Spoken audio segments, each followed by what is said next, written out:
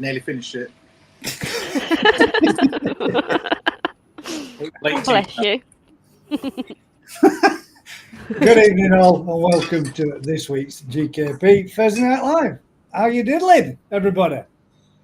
All good. Oh, Anthony's in the photo book. Check out the. Is that for tanning yourself with, or is that reflection capabilities? It's for communicating with alien life forms. Oh, sweet! Ah. Now there's a topic. Alien life forms. Life Has form. anybody got any questions you want to know about alien life forms? Because Crafty is already communicating with them, and he can ask them what you want. What does Nanu stand for? Well, you'd have to Oh, ask. Colin Awesome. Come in, awesome. Yeah. I'm more of a Rick and Morty, to be fair. Good evening, everybody that's joined us. Hope you're all well so far. Edward Naylor says, hello, you cricket bat. ANC says, Gaz. Vicky with a wave. Good evening, ANC. Gwen Gamble, evening, Gaz, and everyone, and all those of us that I put up before. There's a UFO behind you, Crafty, apparently Jig says. Paul Hutchinson says, evening, everyone. Sharpie, evening. How we doing, me duck? Well then, for all those that were wondering, this evening is going to be No Koi Appreciation. Yes. And next week will be the last Koi Appreciation for this season. And the reason behind that is, I personally think that it's getting a little bit on the colder side again for anybody that's unheated to be disturbing and bowling up and banging in their fish. So next week, what we are going to do is your favorite purchase of this season as the last Koi Appreciation, which means that you can go with absolutely any fish from wherever you got it from, and your favorite one that you've picked up this year. Not 5 or 6 of them, your favorite one out of them all. So just the one from every individual that put in a new fish into the pond this season. And hopefully, fingers crossed, we should have some nice fish to look at. That means everybody that's bought something new should have something to go in, and we should get slightly more than what we did time of Sabbers and Fancy Goldfish, as we got very few to be looking at. And even those people that actually put it forward as an idea. Actually, You have sent loads, as of Daz. And Lorraine sent loads. 44? Jesus Christ. I seen it. I heard it go ting, ting, Yeah, ting, well, I'm taking the ting, piss. and I thought there were a few, but I didn't think it was that many. 44, wow. Oh, that's cool. That gives us. Yeah. So for all those that didn't want to be looking at goldfish all night, unlucky. We're going to be looking at loads. Budget pond keeper says Daz sent 4,000. He could have done that with ease, and that's just in one tube. So yeah, definitely. But when he comes up for air, hopefully we'll be hearing something from Daz and Daz's fancy goldfish. There you go. It's all right, Daz. Don't rush, mate. There's no rush. Carry on. You carry on. Now we've got like a split camera thing going on, Daz. What the heck's happening there? We've got like That's his fish tank. next oh, to his it's a tank. fish tank. I wonder what the hell that tank. was. He's featuring the fish tank as well. Feature in the corner of the fish tank. There we go. In case anybody Goldfish have got their wondering. own slot tonight. Irish Jody Coy's just gone like this. Face palm job. Aw. Says, watch your knuckles. There we go. That's better. That's better. Feel better now, mate. Yeah. Well, look, I've cooked it. I may as well blooming eat it. This is I true. mean, you're literally there. Oh, shit. Damn it, I done it again. Oh, Rick, mate, I'm so sorry again. I forgot to send you a link, didn't I? Again, As man. if by magic, here I am. Here you are. Well, it's a good job. I did post it there, but I am so sorry, Rick. I completely forgot again. That's all right. Um, No, when I'm not welcome. No, not far from it, mate. Far from it. That's twice I've done that now. That's because I was watching a program before we went live. If anybody wants a decent program, episode and season to be watching, Banshee. It's an older one, but it's a belter. 4 seasons with about 8-9 episodes each one, and it's wicked. You know, find it on any streaming site, I think. I.e., all those legal ones. Evening all, by the way. Evening. I'm Look liking at the that. pets. Look, we've got bats in the background and shit. Look at that. Oh, Right. I was You off ain't I got thought soon. in Gallery. the You should garden. see the spider. Oh, yeah, the big spider. Yes. Mm. That'll be up past Christmas. We just decorate the spider. Why not? Pool Ponds UK says, question for Rick, has he got any Snow Saga, please? For all those others that have got any questions, if you could do us a favour, write them out in capital letters, they stand out a little bit easier and then I don't miss any of them. Or just write question in capital letters and then your question to follow. Good series that it is, Jigs. Brilliant, mate. Proper enjoyed it. We're on to the fourth. It's wicked. There's loads of kick-ass in it. Brilliant. Have you by any chance got any Snow Sagas, Rick? I've got quite a lot of Snow Asagis, but none of them are in the shop at the minute. So, not as At of this yet point in for time, the sales, no. but you have some to come for next season then, yeah? Yeah, some will be later on this year, little ones, and then plenty for next year, hopefully. Some growing projects. So, yeah, pick up the phone, ring New Forest Koi, and you might be able to get yourself sorted out with some as and when he's got some available. Or speak to Vince. He nicks a lot of them when they're little. I've got one of those. How did your filming session go with Rocket Boy then the other day? And before you answer that one, keep banging out more of those little videos, man. You need to get them like that on your own channel. They're good. They were good. That man. Get some on your own channel going as well, because I enjoyed that, Rick. It was good, and you did a damn good job of it, man. So natural, I would say, almost like you knew what you were doing.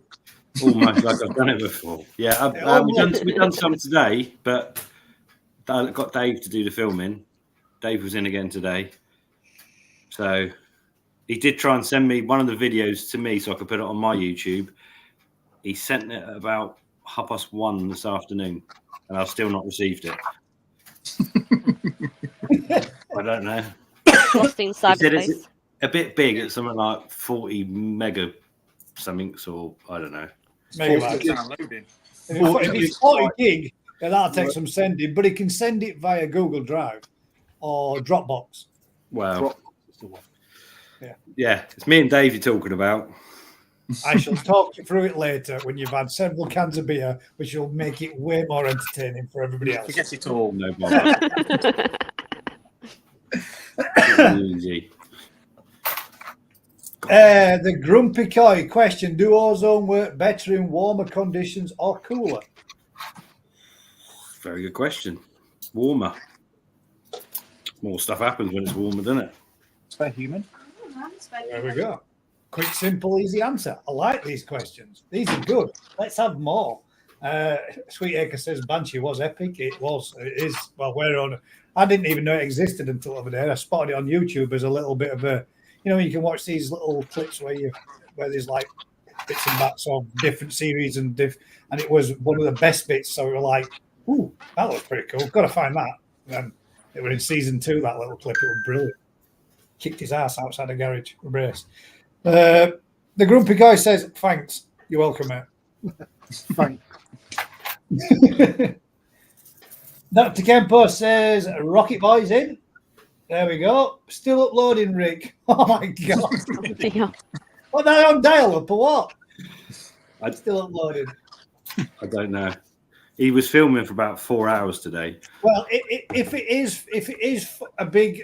is a big file, then depending on your processor speed, it will take a long time to upload. If you've got a older laptop or older PC system with a Laptop is on his phone. It's on his phone, Dave. What are you doing, man? It takes forever. Transfer it from your phone to your PC and send it that way. It's far faster. Too late. He's been waiting for it now. There's no point stopping the process. It's still be done It might- quicker. It might be done by tomorrow. He's got to get it on YouTube next. There we go. Dr. Kempo says Rocket Boy's in the house. Nice one. Thanks for joining us, Dave. Cassie Flip says, "Evening, everybody. Nice to see a lady on the panel tonight." So, if you are a lady, there. Channel. Come on and join us. we brought Vicky in this evening because Vicky and Daz have got more. Well, Vicky, Daz, and Rick. In fact, everybody by me has got more knowledge about fancy goldfish than I have. To me, they're just goldfish. Be I've nice. got a question about fancy I'm goldfish. full. Be nice. Your mouth out. Be nice. So He hasn't said anything yet. Give him time.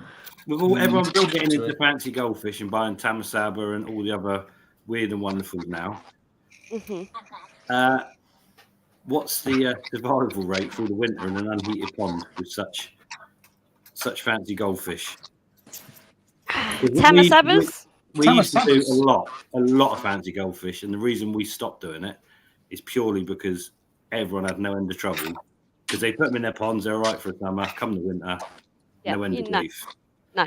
Tamasabas will be fine. Blackmores could probably go down to that temp. As long as they didn't ice up completely. They're lower anyway. But Arandas, Ranchus, things like that, no, they should be indoors. And really, if you want the best out of them, they actually do need to be heated. They will survive. Well, most of them will survive through the winter, but they certainly won't thrive, and you will lose some. I've never had any survive through our winter. We had a nightmare. We lots of different fancy goldfish, and then obviously because we sold them in the shop, and quite often had them in with koi, people bought them. But yeah, survival rates through the winter were horrendous. Yeah, I've had red cap arandas for 3 years outside in my pond with in that mini pond with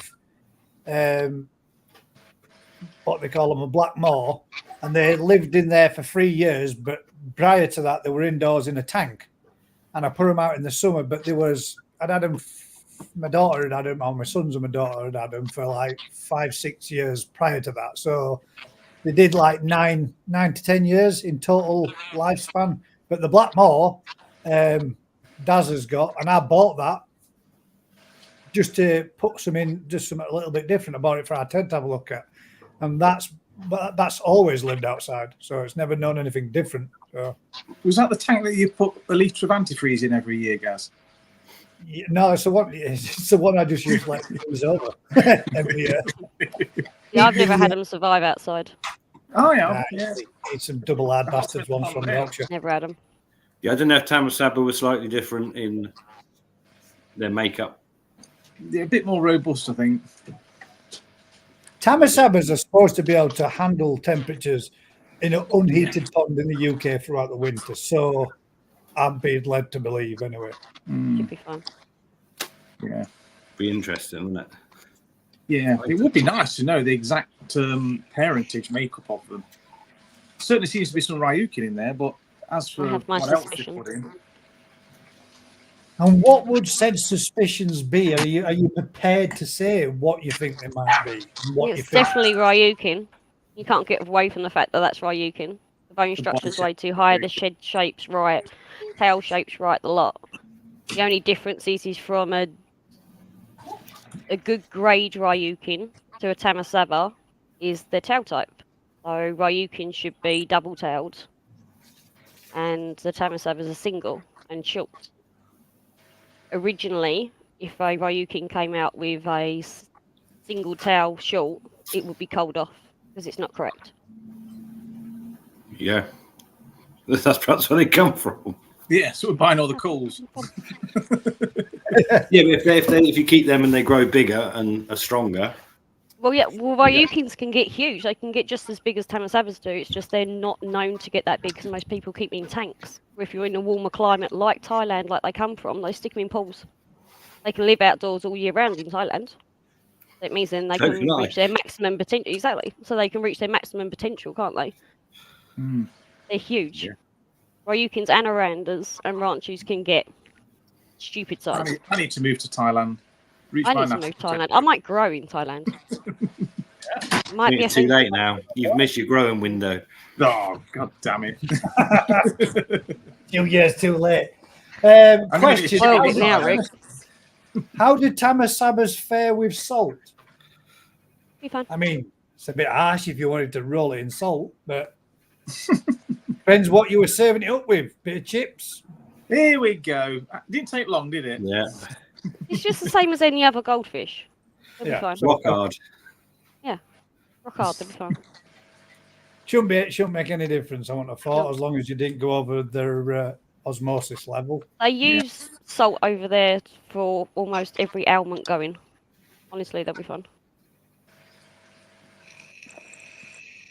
So what a Tamasaba is made up of would also survive outside inferior jigs, are saying. Yes, a Ryukin should survive outside. Is the Ryukin the one without the fin on its back? The dorsal fin? No, A Ryukin looks... Right, pull up a Ryukin. I can't do it because I'm on everything. If you type in Ryukin, honestly, it looks just like a Tamasaba. Ah, right. In fact, I sent you a picture one, Gaz, in the goldfish collection. How the fuck do you spell Ryukin? Ryukin. Oh, shit, man, they do, don't they? Yeah. Yep.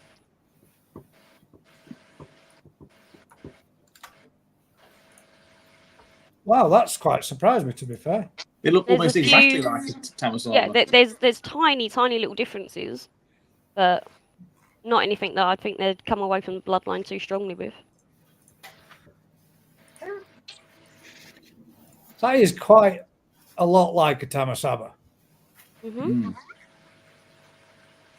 apart from the split tail. Yeah, that one's got a double.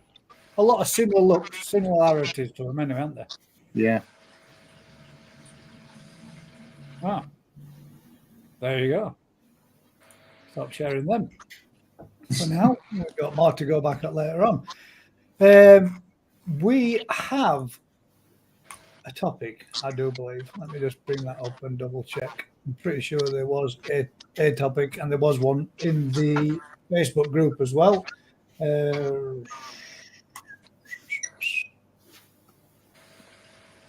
Come on, internet. Why are you still at work, Crafty? You shopping? What's that? No. No. Must be porn then. Is that your takeaway bill? Is that your takeaway order? That's his Uber Eats order. Question we've got for the panel. If you had a non-heated pond for years with no problems with the koi in it, then when you heat it to 25 degrees with a heat pump, is it possible to bring bacteria problems to the surface which have been in the pond previously before the pond was heated? I.e., if you got your fish in a pond unheated and then you was to heat up the pond, could that bring out bacterial issues that your fish are already comfortable with, or not? Yeah, or maybe it's just below that threshold. No, basically. If you've got a problem there, your pond will have reached that temperature in the peak of the summer. You're not going to bring out a problem that's in your pond by just maintaining the optimum temperature for the fish in it. That's not going to happen. But if you put a new fish in there when you do it, who knows? Yeah. Yeah. So it could be. Ricky's koi pond says, I must be the only person that doesn't like Tamasaba. Not at all, No, Rick's koi pond. You are not the only person that doesn't like him. There's quite a lot of people that made it quite apparent that they don't like him. I'm quite sure that by the end of today's session, you will be coming to my shop to buy some. Yay! Starting to sound like an advertising for That's Perfect just Wax. Oh, dear. If in doubt, right? That was a quick answer to that question as well. So let's go to the community one on Facebook, and we've got a question on there too. I do believe, and actually getting. If anybody does want to add any of their fish in, feel free to stick your fish in, your comments in, your questioning on the Facebook group if you are a member, or you should choose to. Right. Question from Gary Robson.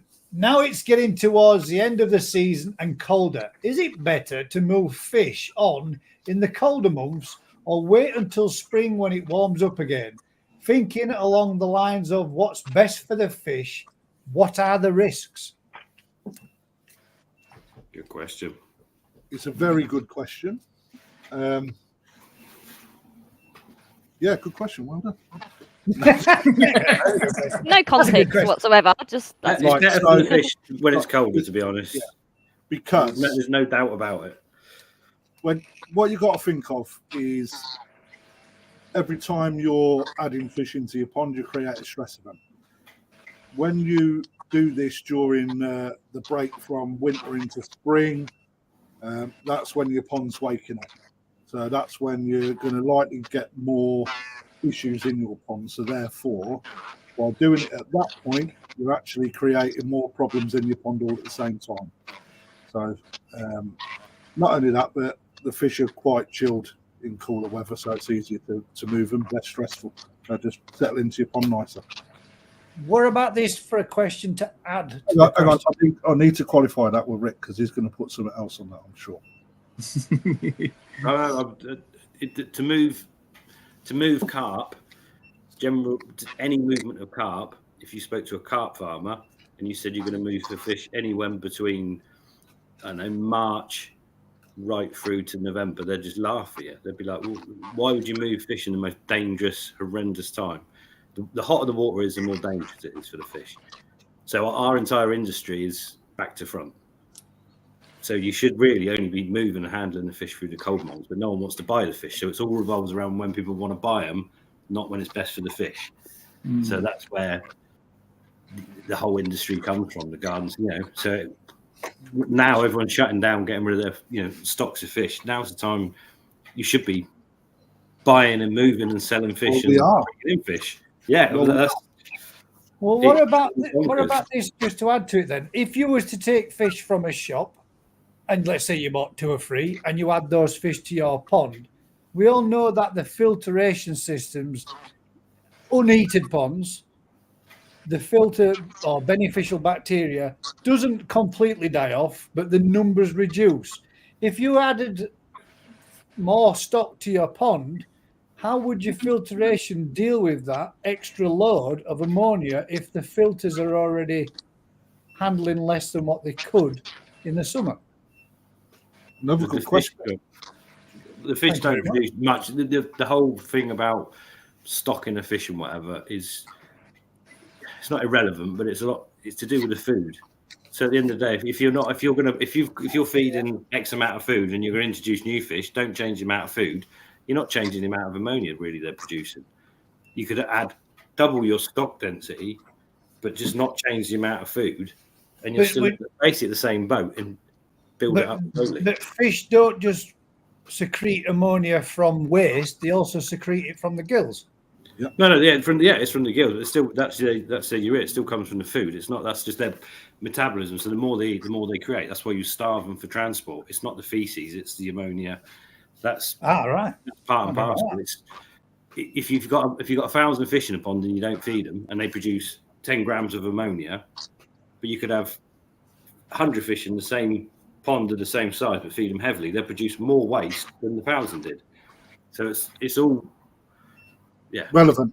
It's all relevant. It's all it shouldn't make an ounce of difference because you're going to be feeding less anyway, so you're not going to be feeding heavy because your fish are going to be going to a colder environment where they're not necessarily taking in as much food. So all round, and it is more reason to move. Why do you always make it out like it's a bad time to do it then? And why have so many places?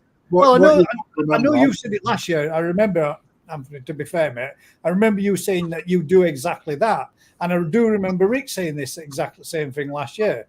But there's lots of places that don't trade after certain times of the year. They will refuse to sell you fish. Yeah. There's certain reasons for it. Right. So so most dealers will have indoor ponds. Yeah, I was just going to say. That they will hold a warmer pond naturally in a shop than what you will in a pond in your garden when the temperatures get right down. Right, going from warm to cold is potentially going to give you an issue. Right, so any good dealer will give you an overwintering service. So you can still purchase a fish, and then as the temperatures balance more, they will get out the fish. The other thing is, from commercial aspects, the footfall or people shopping for fish dramatically decreases by a huge margin off a cliff. And that's because people are spending less time in their garden around their ponds. So what trade will tend to do is shut their ponds down because they can't make it work because they don't get enough custom. That's basically part of the reason. Yeah. And also, if you're dealing with higher end Jap stuff, you ain't going to let them go cold. So at the end of the day, if you're buying in fish now in your room, or you're still keeping fish, you're going to be keeping them at a temperature they're comfortable and thriving. You're not going to risk most it down to 8 ponds degrees, are going to be half that, if not more, aren't they? Yeah, see, that's where the industry sort of stems from. So it's a summer industry because that's when the temperature's high enough, the fish to be good, people's ponds to be at a temperature where they can take those fish. But yeah, it's if you're buying fish from an English farm where they're cold, it doesn't matter. Obviously, yours is still swimming around in my pond. Some fish around everywhere. But we have fish that are warm, we have fish that are cold. It's not as simple as, if someone's got a pond outside, then the fish need to be coming from a similar temperature wherever they're being held at. That's the sort of bottom end of it. And you'll have some customers. We've got customers that have got ponds heated at 24 degrees, and the next guy that walks in the shop, pond's 8 degrees. Yeah, you need to speak to your dealer, and if you've got an environment that's hot and they've got fish that are being kept hot, there's no problem. But you can't sell a fish from a hot tank going out to a cold pond because you're in a world of trouble then. well, that's fine though, because then that frees up all that extra time in the winter to look at your goldfish tank indoors. Yeah, it keeps the hobby going, though, doesn't it? In quarantine setups where you can run warm, garage setups running little fish, goldfish tanks, whatever it is. If you like watching fish, then if you can't heat your main pond, you can heat something else, can't you? Yeah. You can heat it, keep it somewhere else. Hence the goldfish. Exactly. Quick little question there from Lee. Evening all. Rick, how are those young Matsukawabaki looking as I'm thinking of ordering some? Some are good, some are bad. There's thousands of them. Some of those in that bowl, mate, look absolute bangers, man. They're one of the ones that are a bit of a nightmare because they all hatch black, and I've still got thousands that are not showing enough pattern to know what to do with. So yeah, some are quite obvious, and some are still black little fish. I look like I've got varicose veins, don't I? Or you're a bodybuilder. I thought he was measuring his bottle against his head. So, yeah, there'll be some bargains. The little Matsukawabaki, you could buy boxes of little ones that will be mostly black little fish, and some of them will turn out bangers. Some will stay black, some will go white, some will go black, white. Every time you look at them, yeah, they do. They do. Do they actually? Does a Matsukawabaki? And I know we were talking about this other night. That's why I'm asking. But Matsukawabaki, its Deutsch counterpart, which would be the Kumon on a Benny Kumon, do they actually ever become stable? Do they actually? I mean, I know the Benny tends to stay stable, but the Sumi normally changes on the Matsukawabaki and on the Kumon. Does it ever become stable at a time? Does it get to a certain amount of years and then go, right, that's me, that's my pattern, I'm going to stay there? Or do they constantly keep changing throughout the lifetime? From my experience, some change and some were stable from quite early and stay stable for years. Like that, the female we used for that breedings looked like that for years, never changed. But others that change all over the place. So, can you encourage them to change though? Like putting them on in a pool with a dark background or a light background to that'll only affect the quality of the suit. The heel series change, don't they? Yeah, like that. That can make them sort of the blacker or less black. Doesn't change the pattern. The only thing that changes the pattern technically is time and temperature. So they can change temperature swings and over time. But yeah, some seem really just always the same. Others look really good, then they're plain white the next year. 2 years of being plain white, you think, I'm going to get shot at that, and suddenly Sumi comes back again. It's like, Yeah. I think that's why they don't command the same. They generally don't command the same sort of money as a Shiro would, because you can't sort of guarantee them the same. You know, Yeah. It's just really nice, quality's nice.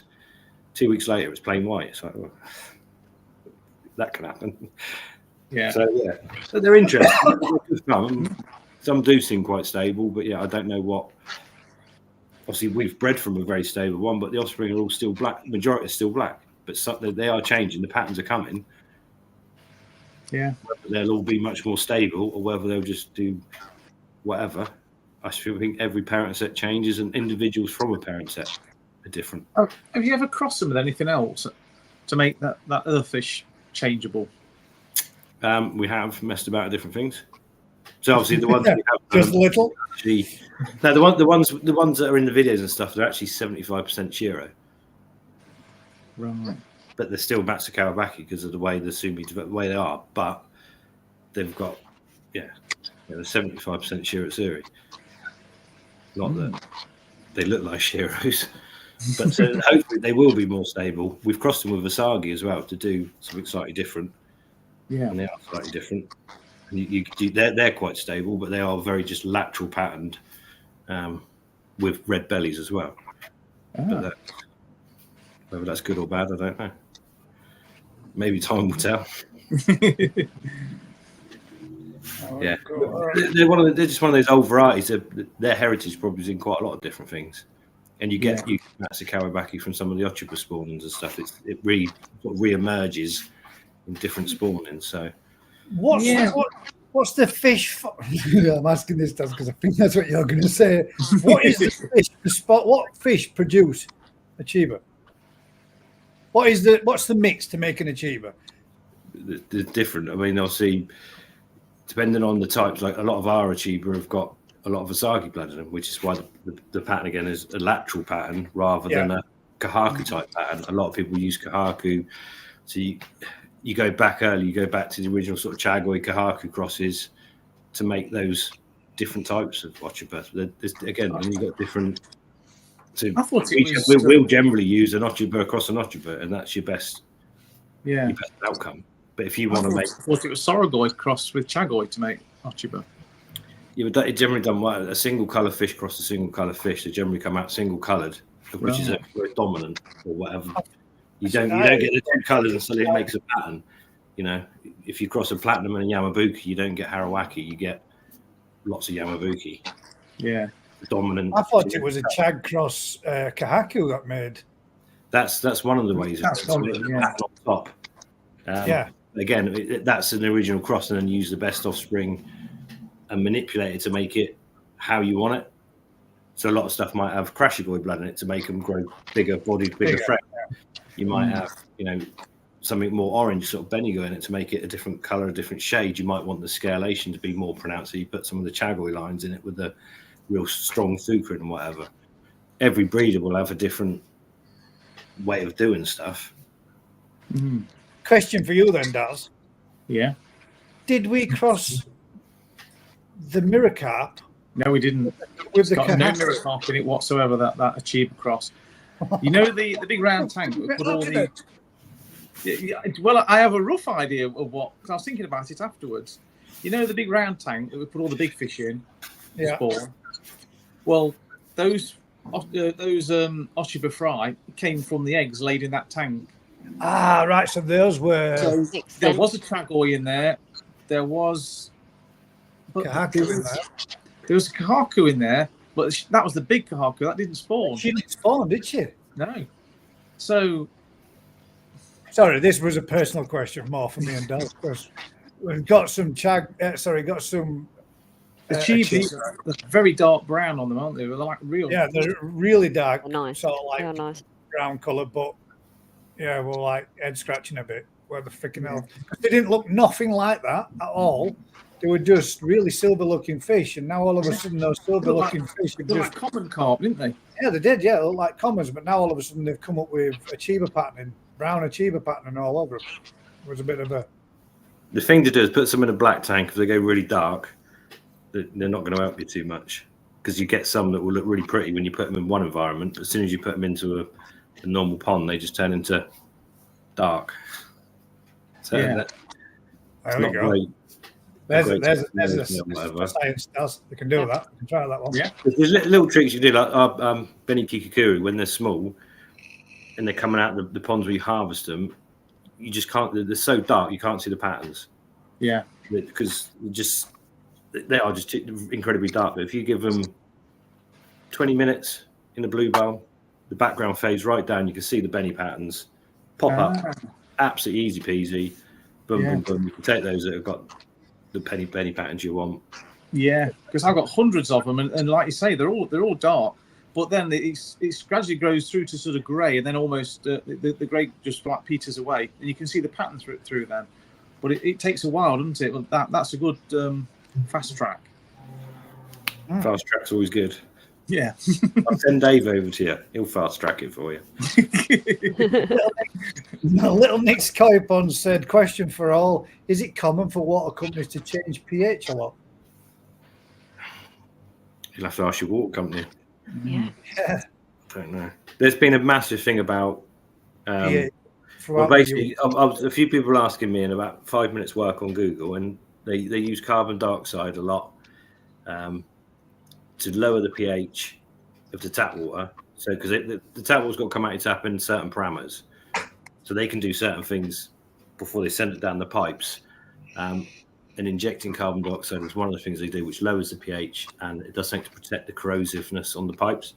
But if you then take that water out and leave it standing for 24 hours, it gases off, your pH goes right up through the roof, and the water changes what it was in that period of time. That's just a natural thing. So you might find that the water coming out of tap, as it comes out of tap, will test one way, and the same water will read slightly different or a lot different 24 hours later.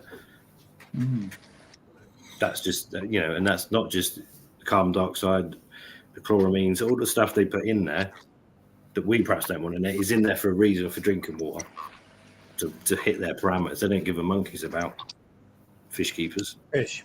Yeah. Why should they? It's not their main worry, is it? Not their concern, is it?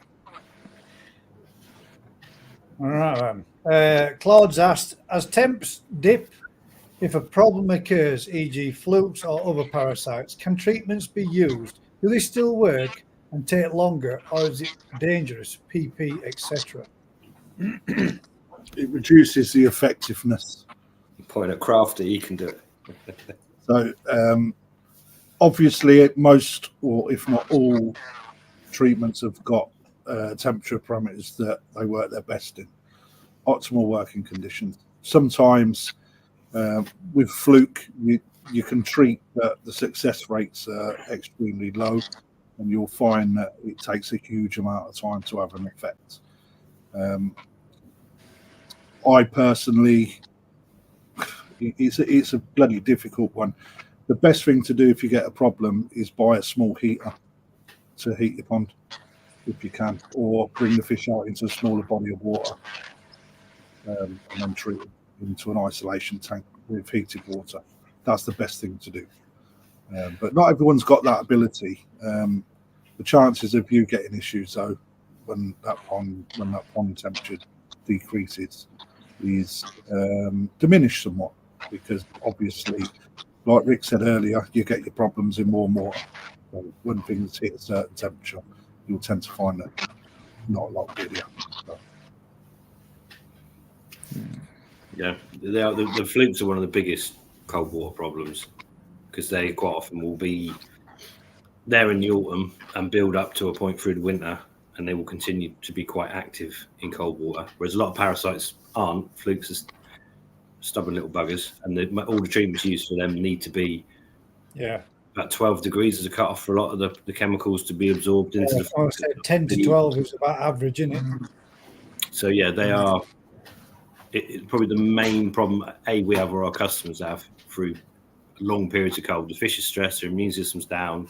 The fish is quite often tightly clumped in the pond, and you get massive problem with flukes, and the treatments just don't work at those temperatures. They physically, a lot of them. There's a lot of information about different fluke treatments on the internet in the animal world, but when you go into the temperatures that we're keeping fish at, which is totally different, yeah, the absorption rate isn't high enough to kill the flukes at those temperatures.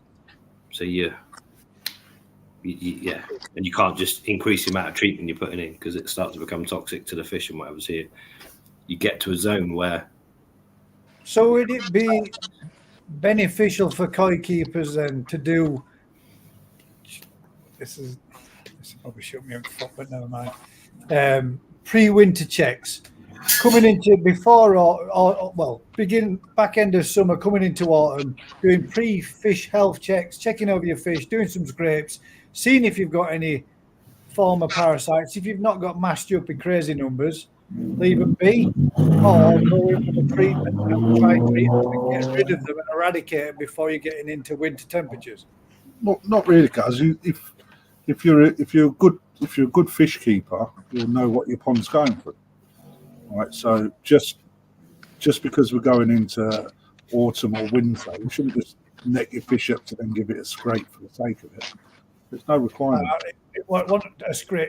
I mean, if you've not got a window to your pond, the only way that you can see if your fish has got no problems, no sores, no ulcerations is to make sure you get that fish out, have a good measure up, give a good visual inspection, check it over, make sure it's healthy.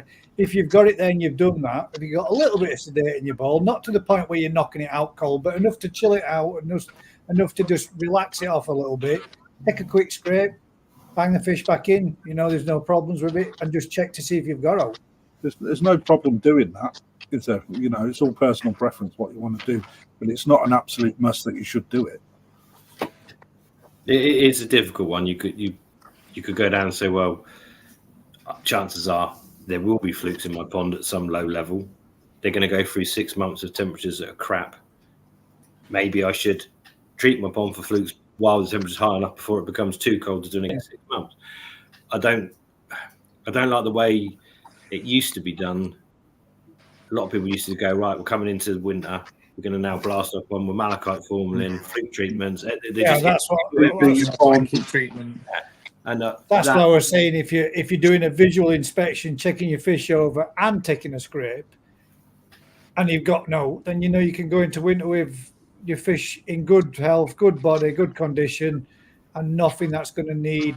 I say, for example, if you found a fish that had got a bit of a sore, the last thing that fish wants to be doing is going through a winter period in a pond where it's down at the bottom of the pond, and it's not moving around too much, and you no chance of being able to get it through any form of treatments because it's too cold to do so. And you could pull that fish out, quarantine it, like you were saying, have to put it into a warmer environment where you could perhaps maybe bring it through winter till spring next year, or spring into summer next year, and then reintroduce it back to the main pond. It's a difficult one, because then they pretty much guaranteed to fight. If you've got flukes at low level, you're going to have to pick a number of fish up, scrape them in a number of places to actually find them. Yeah. They do more damage than that. And the treatments we have aren't that effective. So I could pretty much guarantee you can use a fluke treatment, but it's not going to eradicate all of the flukes. So you're not necessarily dealing with it. A lot of the Japanese hobbyists literally would do a proper fluke treatment, which will eradicate every fluke in that water body in the autumn. Know that there is not a fluke in that water body. For knowing that they're going to be fine throughout the full winter period without having to stress and worry. Yeah, but they'll have a proper fluke treatment. We really are limited, aren't we? What we can do because the regulations. Did you see Lee's first video? He went around all the little fish houses, and immediately he loves poking about. How many vials and how many different types of antibiotics did he come across? We can't. Just they're everywhere. Out your window, innit? We ain't got none of that. I've seen in an ND there was a sick fish. It got cleaned up. It got treated. Little dab of antibiotic. But what were you doing that for? I just helped it along. Like that. This is the problem, isn't it? So we can't do that because it creates bacteria that become resistant to those antibiotics. But they can do it to hold their fish up in that kind of window. So there's no right or wrong. It's just what they can do and what we can't do. Yeah. And then for me, it's like, good evening, Alan. For me, it's like, if it's administered correctly, why can't we fucking use it?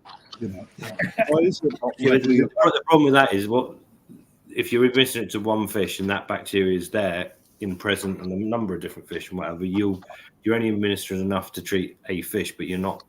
So that's where the resistance can come from, because there's bacteria on that fish and other fish and whatever. So, and it's not fruit. I get why the rules are there. We'd all scream blue murder when we go down with some weird ulcer disease, and the only bacteria, we can't treat it because it's now. I get it completely. It's not that way. For me, it's like, all right, we have an issue. Okay, we have an issue. Right, we follow a process. Right, we get the results. We get told, right, you can now use antibiotics at this dose, right? At least that gives you a fighting chance. It's better than having nothing. Well, this is it. They don't expect the dog owners that you can't give your dog antibiotics, do they? If they need it, they get it. Yeah, but they do. The problem is you've got a poorly fish, mate, and you can give it a little jab, and it turns that round really quickly. Then what harm is it? We have animal right groups telling us we can't do X, Y, and Z. Yet we've then pissing in the wind when it comes to trying to actually help our fish, where they limit what medication we can use. But they don't with any other animal, do they? No, that's right. No, it's weird. No, but that's because every other animal you can quite happily take to a vet. You can't take fish to a vet. Not only that, but people see fish as food rather than pets. That's half the problem. Yeah. Yeah, I guess there is a bit of that to it as well. Isn't there? A lot of people don't really. Well, some cultures see dogs as food. With a fish as what they would do a dog or a cat, or It's a lot more difficult to administer to a fish. That's the problem, because obviously a dog is a set weight. It's an individual animal. You could give X amount to daily or whatever. But when you've got 100 fish in a pond, if they're small fish, you can't catch them out and inject them. You have to do it orally through food, which is almost impossible to work out who's getting what. Yeah, I get it. And in farming 30 years ago, whatever, antibiotics were used, pig farming, turkey farming, chicken farming, to the point of pigeons, Christmas. But yeah. But that's a situation we're in, isn't it? We've got to work with what we got. We've got to work with what we are. What about this one then? What's the first, second, and third thing to look for when buying a koi? Also, is it okay to bowl 5 fish and then not buy them? What questions should be asking a dealer selling said koi? So there's 3 questions there. First one being, what's the first, second, and third thing to look for when buying a koi? Eyes, fins. Everybody should know this. Skin luster. I'll tell you what, Rick, we'll sit back. I haven't bought a fish for a long time, mate. I don't know. You liar. We'll sit back. Okay. First thing to look Don't lie. One, 2, and 3. What's the third one? Body first. No, Gaz, we know you know. Okay. Right? So rather than going textbook answer, right? Because I'm about to throw a spanner in the works anyway. Right? Rather than going in textbook answer, what do you look for? The first 3 things when buying a koi. Price. That goes without saying. Dealer. Look at who I'm buying it from. I want as much information on who I'm buying it from as possible. Okay. Jesus, Let's forget all that shit. When we're looking at the koi, right? What are the 3 You didn't things? say that though. You said what's the No, first thing no. when you're thinking about buying a fish? That would be the first thing. Okay. Right. So what would be the first thing when buying? The The question was things to look for when buying a koi. So the first, right? So go on, go for it. Go for it now. Age, how old it is. That's the first thing you think about when buying a koi. Well, it is for me because I wasn't for breeding. Well, I'm yeah. not looking at it as a shellfish or anything. Can it swim? Can it swim backwards? Right, I'm hiding the chat. Someone's getting distracted. It's bonkers, isn't it? Actually, it's such a simple question, but in reality, surely the very first thing should be health. Beyond anything else. This is where I was throwing a spanner in the works too. We've gone the dealer, we've gone body shape, and we've gone age. Surely Yeah, but you're asking people with But totally different views. Subconsciously, you're doing that anyway, right? Because you know, well, you do, don't you? When you've been in the fish game a while, the first thing you look at, you know, don't you? Well, I'd hope no one's buying fish out of a tank or a vat that's got dead fish floating about in it. That's not very wise, is it? So you just assume that. You assume what? The fish are healthy? No. Well, no, you assume that that person won't buy from it if there's dead in there. The textbook answer should be body, skin, pattern. However, but that's buying that. That's talking about. No, because that covers That's body covers the first bit that you just said there, right? If the body is in good condition and it's healthy and it looks like it's all right, that's the body of the fish could be showing ulcers, damage, missing scales. But that's not what they're saying. In the same body, they're talking about body shape, body conformation. Yeah, but that is all one thing that you look at when you're looking at to look at the fish's body shape. You've got to look at the full fish in its body, haven't you? And that would then identify any of those issues that you'd seen. Where so I've got about 100 fish swimming around, and they got wounds. Some are clamped on the bottom, they're minging. But there's one fish in there with a perfect body, absolutely lovely. It's only 50 quid. The rest of 500 quid. You're already now most people should be no chance. I wouldn't buy a single fish from a single shop if I saw one dead in there, mate. But I know, but it's difficult because when you're looking at fish to buy a particular fish and you've got them in a bowl, if the main criteria are right, then yeah, body shape for its age, whatever age it is, for its variety.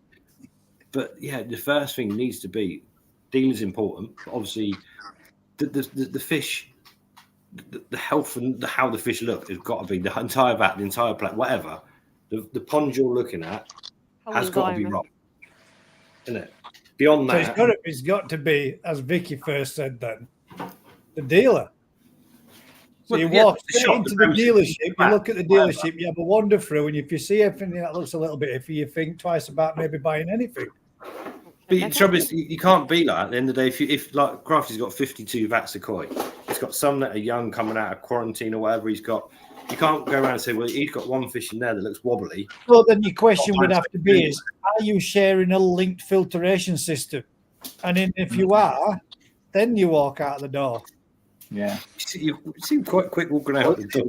I disagree with that. Ask the questions, didn't you? Why do those fish not look very happy when those fish... What does inspectors not coming and go, these fish I can play. I'm just being honest. Picture this, right? So I'll be devil's advocate. You go into a shop, right?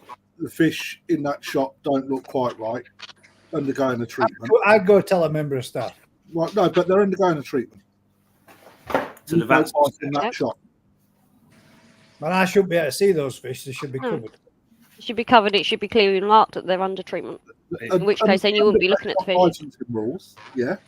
But actually, sometimes you have to keep them uncovered because you're monitoring. Yeah, but they normally would be. I would expect them to be labelled up saying undergoing treatment, not for sale. Yep.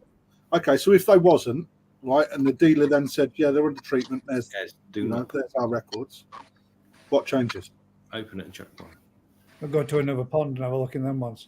Okay, so that's where it changes, isn't it? You can't just walk out of the shop because you've got a pond of fish that's looking ropey. If you right, to me, it depends how ropey they were looking. Right, 9,000 fish, right in the shop, right. Every fish has got a chance of being a dead fish because not all fish die because they've got bacteria or some just die because they're dying, mate. But you know, because it's end of life for them. I've been to places where I've gone in and seen fish that have been literally rotting in bits. Everything else in there looks perfectly fine. But I wouldn't purchase from there. Yeah. All right. At So all. what I'm saying is, right, so we'll come in, we'll do all of our health checks during the morning, all right? All the fish look perfectly fine, right? We then go about daily business as usual, right? Serving customers, doing what we do, right? If a fish has a turn for the worst, a customer can see that, and now the good customers will come up to you and say, "We've got an issue over there," and then they'll take you to it, and then you deal with it. All right.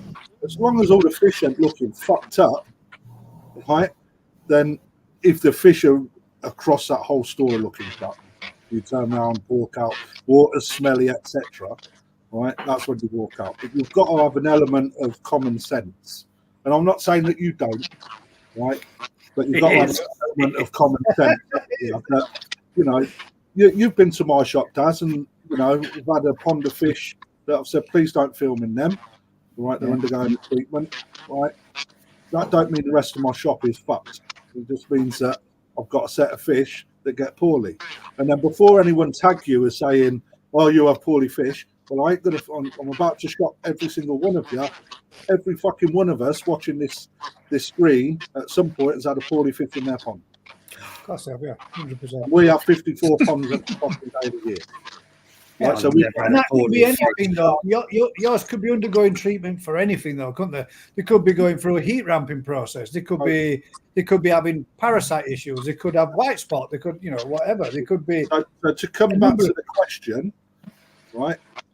What are the first three things that you look at when you're buying a koi? So dealer's one of them, right? But we've identified that just because we've got a dead fish or a fish that's looking ill doesn't mean say you shouldn't be buying from it. I think you've got it's all in. We're all entitled to his opinions, but if I walked into an environment where I saw fish that were in that bad a condition, I would not buy from them. And that's worked for me up to press. So there's a difference in not good condition and being poorly looked at. Yeah, being a fish can be poorly for many reasons, couldn't it? It could be many things. I think that bit though comes down to experience, doesn't it? Because if you're experienced, then you know the difference of okay, that fish could have just died. Oh no, that whole vat's sick. Yeah. But if you're not confident in that and you don't know, then that person's just probably going to see a dead fish and turn straight back around. And you can't really blame them, can you? Because if they're not confident, they don't feel confident to talk to the dealer. The fish the dealer's selling. If we've got 10,000 young tozai throughout our first part of the shop, chances are there's going to be a dead fish in there. Yeah, at least. Yeah, but absolutely. If you selling big fish like this, you should never see a dead fish. If that fish, let's say if they were in there with your niece, Rick, and you'd got one of those fish in there, and it got half its body missing and a great big gaping hole, and it was dead, then you'd be like thinking, "Shit, something going on in there." Yeah, if you walked in and saw a fish that looked perfectly healthy, but it was dead, then that's a. I know what you're saying, guys. It's not been half fucking eaten or looks like exactly. That's what I mean. I'm just being. If someone screams, "Oh my god!" you think, "Oh my god!" If you walked in and saw this is a fish that's perfectly healthy and it's just, laid on its side at top of pond or at bottom of pond, there's a reason. But they only have an infinite amount of heartbeats, don't they? And it could just be a case that one's stopped at that one particular time, and that's its lifespan. Done, finished. Or it could have an internal problem. It could, but we've strayed way off the subject. Yeah. I can't even remember what the question was. So, three things. What's the first and second and third thing to look for when buying a koi? See, that's the thing. Do you want it? But the first thing, right, that most people look for when buying a koi is whether they fucking like the fish or not. Yeah, exactly. That's it. It is 100%. It's the pattern. If you're attracted to that fish, you wouldn't look at that fish unless you like the pattern. But then you've got to go through the process of what you know about fish to see if it's the right fish. That's what I meant by experience. It's going to depend on the experience. If you just go in there as I've just set up a pond, you're not going to know all that, are you? No, but does that necessarily mean that they shouldn't buy the fish that they like? No, I'm talking about what you would look for in a fish. What we would look for in a fish is completely different from someone that's just set a pond up. Well, that's why Completely Colin's asking, because he's asking because Colin doesn't know yet what he's looking for. So he wants that. I'm not taking the piss, Colin. He's actually No, not. no. I mean, he's asking that in a not. theoretical question for somebody that might Yeah, not but know. It's a Don't you think rhetorical question meant Yes. to That's the create one. discussion. Don't you think it's a process that everyone goes through, and it's important for people to go through this process, not just pick the perfect fish right from the off. But they're not I gonna think learn anything, are everyone, it's going to change every season. Every season, you're going to pick up a little bit more information, so you're going to be looking for something different. I thought you were talking about like clothes. So your then, order, doing the women's thing. Ooh, Every season. thing. Big collars. Fucking It's talking getting about cold. your wardrobe, Brit. Not quite. Yeah. No, you're going to be looking for different things each season, aren't you? So the second thing then. The second. We covered all of them, haven't we? Yeah, I think I we've. thought we had. Okay, so I think most Edward people Naylor come into says our there- shop. Head quality pattern. I think it depends on where you are in the hobby as to what Right. what you're doing. You know, Yeah. we'll get a lot of people that come into our shop What specifically you can- looking for stuff. What are you trying to achieve when you're buying your fish? Right? Are you just filling a pond full of fish and they're just going to be your fish? They're just going to be something to feed and Have look a at, collection. right? Are you looking to show? If you're looking to show, are you looking to learn? Do you want development? So the other question is, where's it going to be in 2 years? Understand what it's going to achieve. Right? Alan says there, two different types of hobbyists. One who wants a lovely pond koi, or hobbyist who wants to buy show koi. Correct. And that's exactly what we're getting at. I think there's a lot more than two types of hobbyist. So I walk now. I'll tell you, I'm trying to there's walk in, these. going, looking in the pond and going, "Where's my number one? Where's my number two? Where's my number three?" And I look at those fish and think, "That's the best one. That's the one I'd like. That's the one I really want." And then I go to that guy that owns shop and he goes, "How much?" And I go for number three. But but that's part of your parameter, isn't it? Right. Again, that is it all comes down to what you can afford, what you can achieve. But the best thing when you're looking at a fish is it's healthy and Yeah. you like it. And you like it. Right then. So the next part of Colin's question, and I've got However, a if you're in the second part of the hobby where you're a little bit more intrigued, right, you've got a better knowledge, a little bit more of an advanced knowledge, you're going to start looking into body shapes, development, progression, bloodlines, dealer, parent stock, blah, blah, blah, blah. It goes on and on and on. And the more advanced you get in that tree, the difference. The more interesting it becomes, though, man. The more complex it becomes, the more that you work your hobby with what you're watching and learning. The So more I never advanced thought. you get in, the higher the price, but the more information that you want to know about what you're getting into generally. I never thought for a minute that maybe 12 months ago, 2 years ago, that I would be buying fish in the hope to learn from them. I thought I'd be buying fish just because I liked them. And But you learn- find yourself like taking a them, gamble learn like still. the Goshki, for example, Crafty, that I got from you. Come on. We both sat there and said that was like, it's a gamble fish, but it's something you can learn from. You will learn from it. Yeah. And that's interesting because you get to see as it develops. You think, shit, didn't do what I wanted. Or wicked, that came to fruition. Or fuck, I didn't think it was going to do that. Exactly, yeah. Yeah. NND Shuru Atsuris that we got, for example. Watching the Sumi come up on them thinking, oh, yes, your little belter, it's coming right. Oh, my God, it's gone again. Oh, And you're it's thinking, disappeared. are you going to come again? Or is that was that a little hint of what you're going to be? I don't know. And that's the bit I'm going to get to find out as it comes, as it develops, as it grows over about 15 years till it gets to a size worth looking at. So, I mean, But that's the whole point in it, the hobby, innit? So a lot of people, the more knowledge you get, the better fish you want. But you might not be able to afford better fish. So you then have to buy those fish either younger or with more intelligence to get those fish you want to take them through the point you want. Yeah. which is that's the interesting bit. I'm enjoying more about it now. And soon you'll be taking those parent fish to Daz's to breed, to then take the best ones to grow on. And yeah, hopefully, mate. Yeah, that's what I would like. That's what I would like to see us doing. Like all farts that bent over. What smells like? That's what I'd like to be doing. So the second part of the question then, which would be, is it okay to bowl up 5 fish and then not buy them?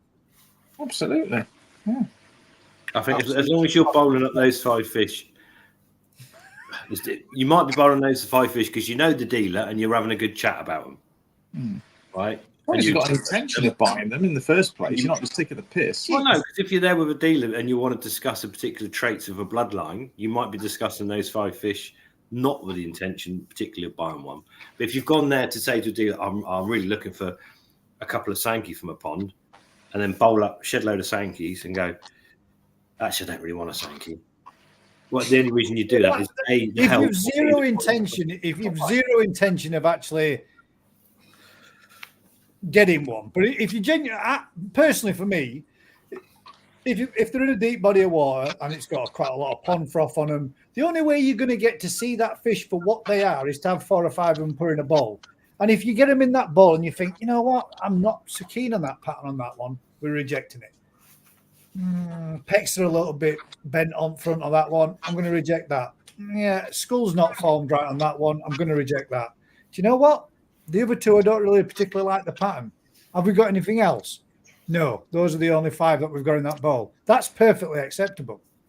But if you, I agree. Yeah. What we quite often do is someone comes in looking for a variety or a fish, they'll quite often come and pick one, and I'll turn around and say, well, I'll put it in a bowl and I'll put 3 or 4 more with it from the same pond or from wherever, so you can physically see them against their brothers and sisters or against the same type. This one's 100 quid, this one's 50 quid. You know, balance up what you feel is the best value fish. What's better? And they're quite often turn to me and go, well, what do you think is the better one? And I said, well, you know, and you go through the pluses and minuses of a fish. That one's got a short wrist to the tail. That's, you know, it looks chunky, but actually it's never going to grow. If you want it to grow, avoid that one. Most dealers will be, most dealers honest about it and say, well, this fish is this money because of this. This fish is this money because of that. I don't mind bowling fish up. It can be, if you're busy and someone's being, you do get some customers that just want to bowl fish up all day, and you know the chances are they saw the fish they wanted when they walked in and they're just having a laugh. But the bit that annoys me is when you get the customer that wants to spend 25 quid on a tow's eye but expects you to bowl the fucking pond up, and then take an hour selecting one 25 pound fish, right? And I know that sounds really bad, but it's only from a resource part of time. You know, if there was no one in the shop, I'd happily do it. But if you've got a shop full, you can't spend that time on someone spending £25 on one fish. You know, so that's when you've got to make that. So I'm just coming into the question. So before you bowl, what you should be doing is spending time looking in the pond, right, and doing as much study on you can as that on the fish that you like, before you then take the opportunity to grab the dealer to bowl up a few fish that you like, so you can look at them and inspect them more closely with the intention of buying.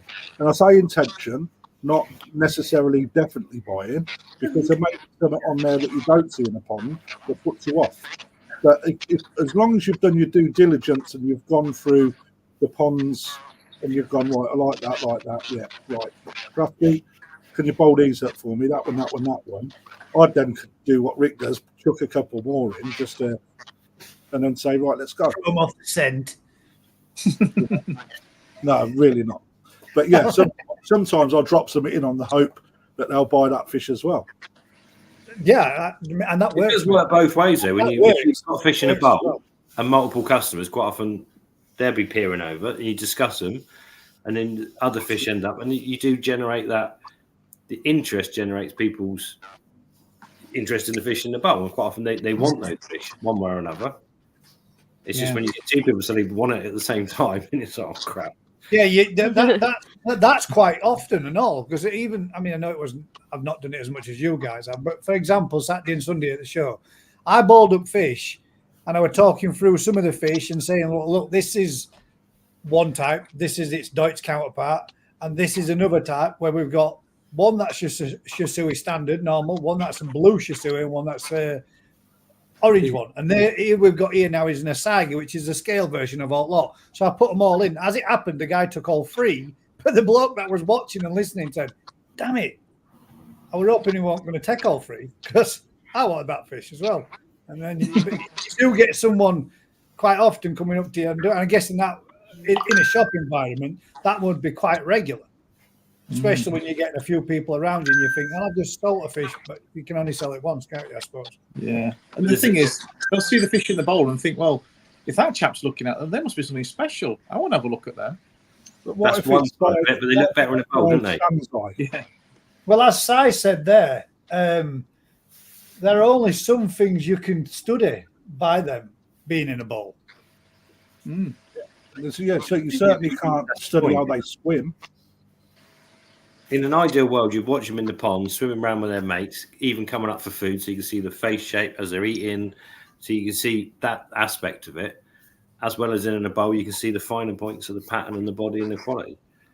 In a bowl, quite often you can't see like the underside of the jaw or some of those issues that you would see in a pond when it's swimming around.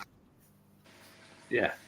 If you're really keen on a fish, spend loads of time watching it. But what if you come to like my outdoor or indoor main pond? I ain't bowling 5 fucking fish up for you. Crap dealer. Fuck off, mate. Not happening.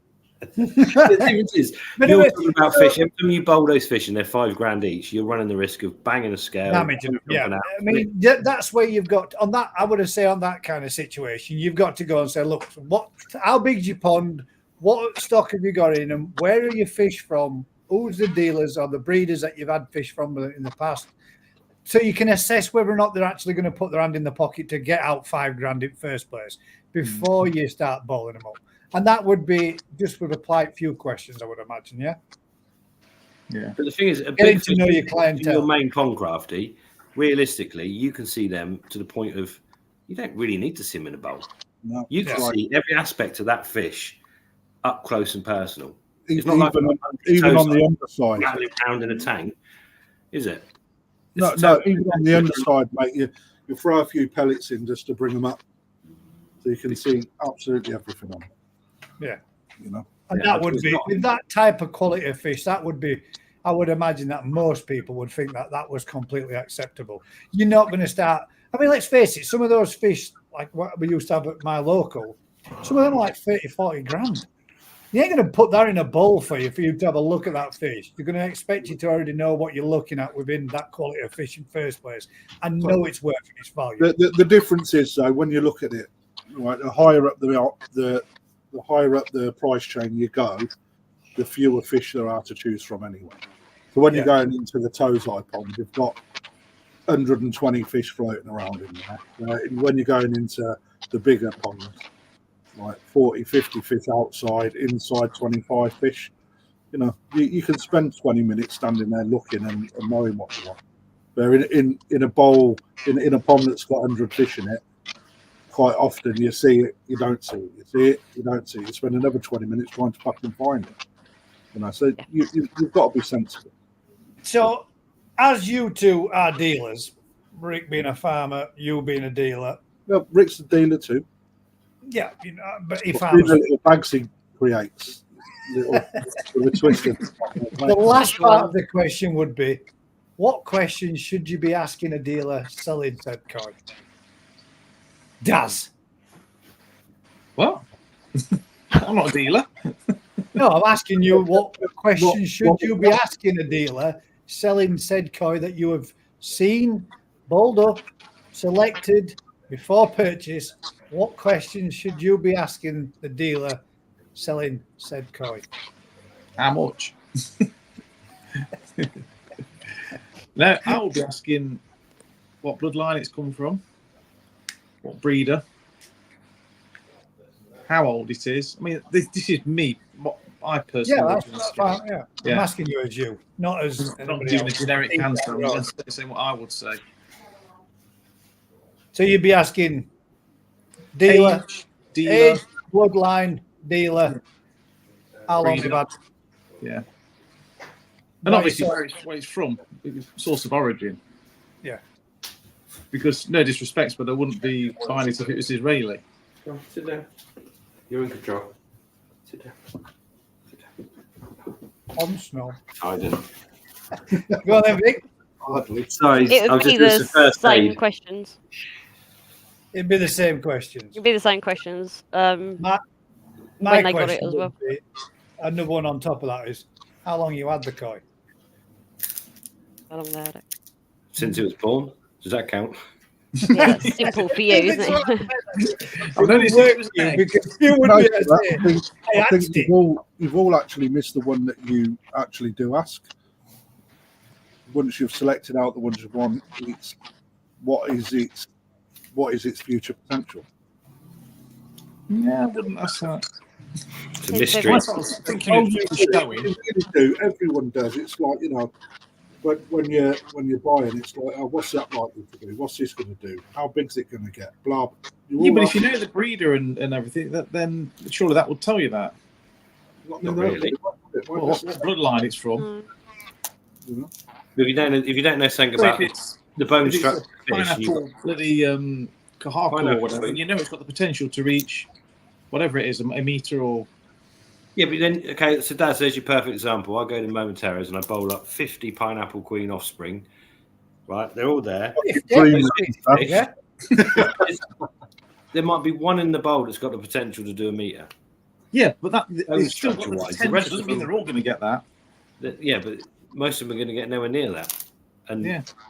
unless you know about the bone structure, you might know the bloodline, but if you don't know what you're looking for, or you don't ask someone that knows what they're looking for, Right, you well, we're might asking, think, "Well, we're it's asking really you, good." It's really we're asking big you now, body. Rick, what is it on a bone structure or skeleton structure that makes a fish capable of growing to a meter? But it's nothing. There's no such thing. But you can pick the fish from a batch Damn it. that have got the bone structure that will get bigger from. So you just lied then when you said there's only one fish in that bowl with the potential to with grow the best to a meter.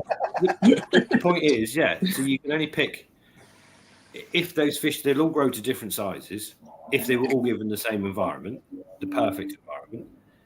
But there'll be fish there that have got the bone structure to get bigger than others. But if you don't know the difference between male and females at that point, you're in trouble because males will look better bodied when they're younger, but fall short in overall growth.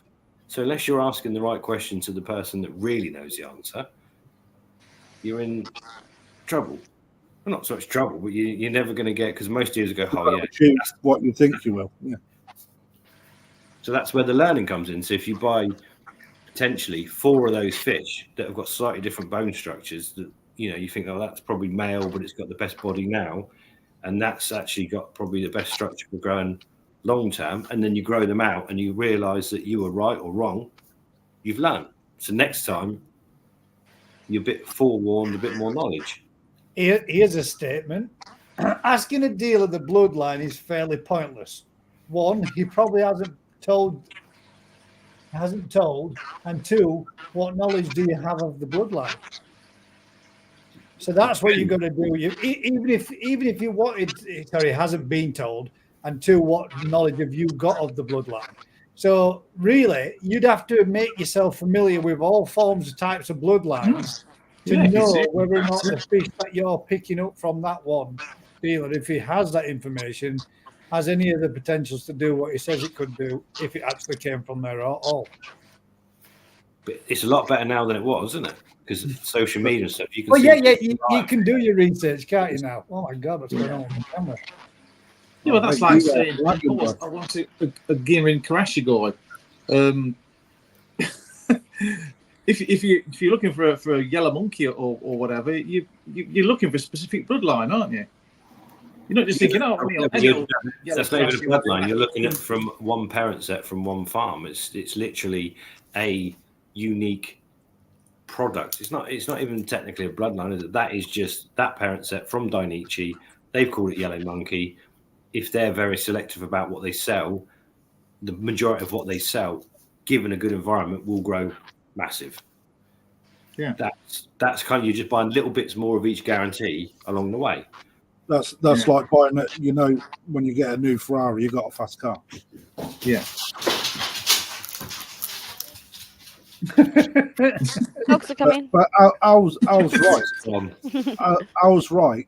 You know, a majority of the koi that we buy as dealers, Japanese dealers, you don't know the bloodlines unless you're going again up the price points, and then generally you will be given the information. But only if you're like in an auction, Japanese auction, whatever. He's hiding. Mum's turned up and he should be in bed. Oh dear. Quick run. Run. I'm here. Run. Too late. I've seen him. You're not wrong fast enough, kid. Right. Where's his other shirt? You'll know a bloodline like when you're in a Japanese auction because it will state Oh, it's burnt your finger. generally most times what bloodline they come from, Wow. right? But Running you know, 99% of the people that are buying a Japanese koi that has a certificate, they'll see, for example, Super Monster. But most people won't even tell you where Super Monster is or what it looks like or how long it's been alive and what it's been bred with. Right, so again, it's just a bit of waffle a lot of the time and selling issues, like selling things.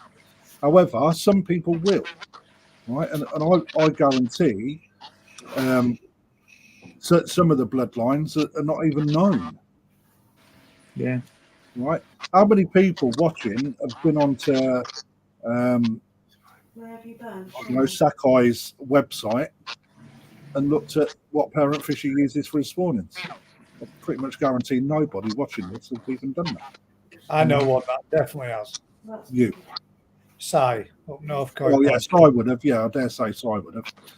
Right. I know only because that's the depth of detail he likes to go into. Yeah, it's very analytical. It's not easy though, is it? I mean, you've got to do a No, it's translation. difficult to find, even if you knew where to look. It's not easy. Mate, it isn't, but actually, you'll find that if you go onto a lot of the dealers' websites in Japan, right, top right hand corner, it will translate to English, or again in a little box, hit that, and it'll be an English web page, and you can actually surf it, and a lot of the information's there anyway. But a lot of the stuff like Dainichi, Mona Lisa, Dainichi, Supermodel, it's not bloodlines. That's just parents. That is just a parent. But that doesn't. Yeah, that's parent stock in it. But the bloodlines that them fish have come from, where they've come from, but they do have the family tree in there.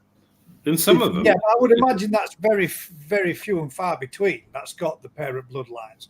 It's like Humble Guys just said, I did when looking at Sakai, but then you had to get someone to tell you what colour the fish were.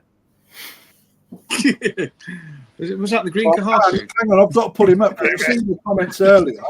He said Kids mock the afflicted. He's got a cutie face for Tamasaba, but when he was at Rick's event, he was saying, "Oh, look at all these big, lovely Tamasaba." He did. Cricket bat. I got a trim. I got a drink back in there as well. Sorry. Right then. So the last one would be asking all as much information as you can get out of a dealer, and hoping that he's not spinning your yarn.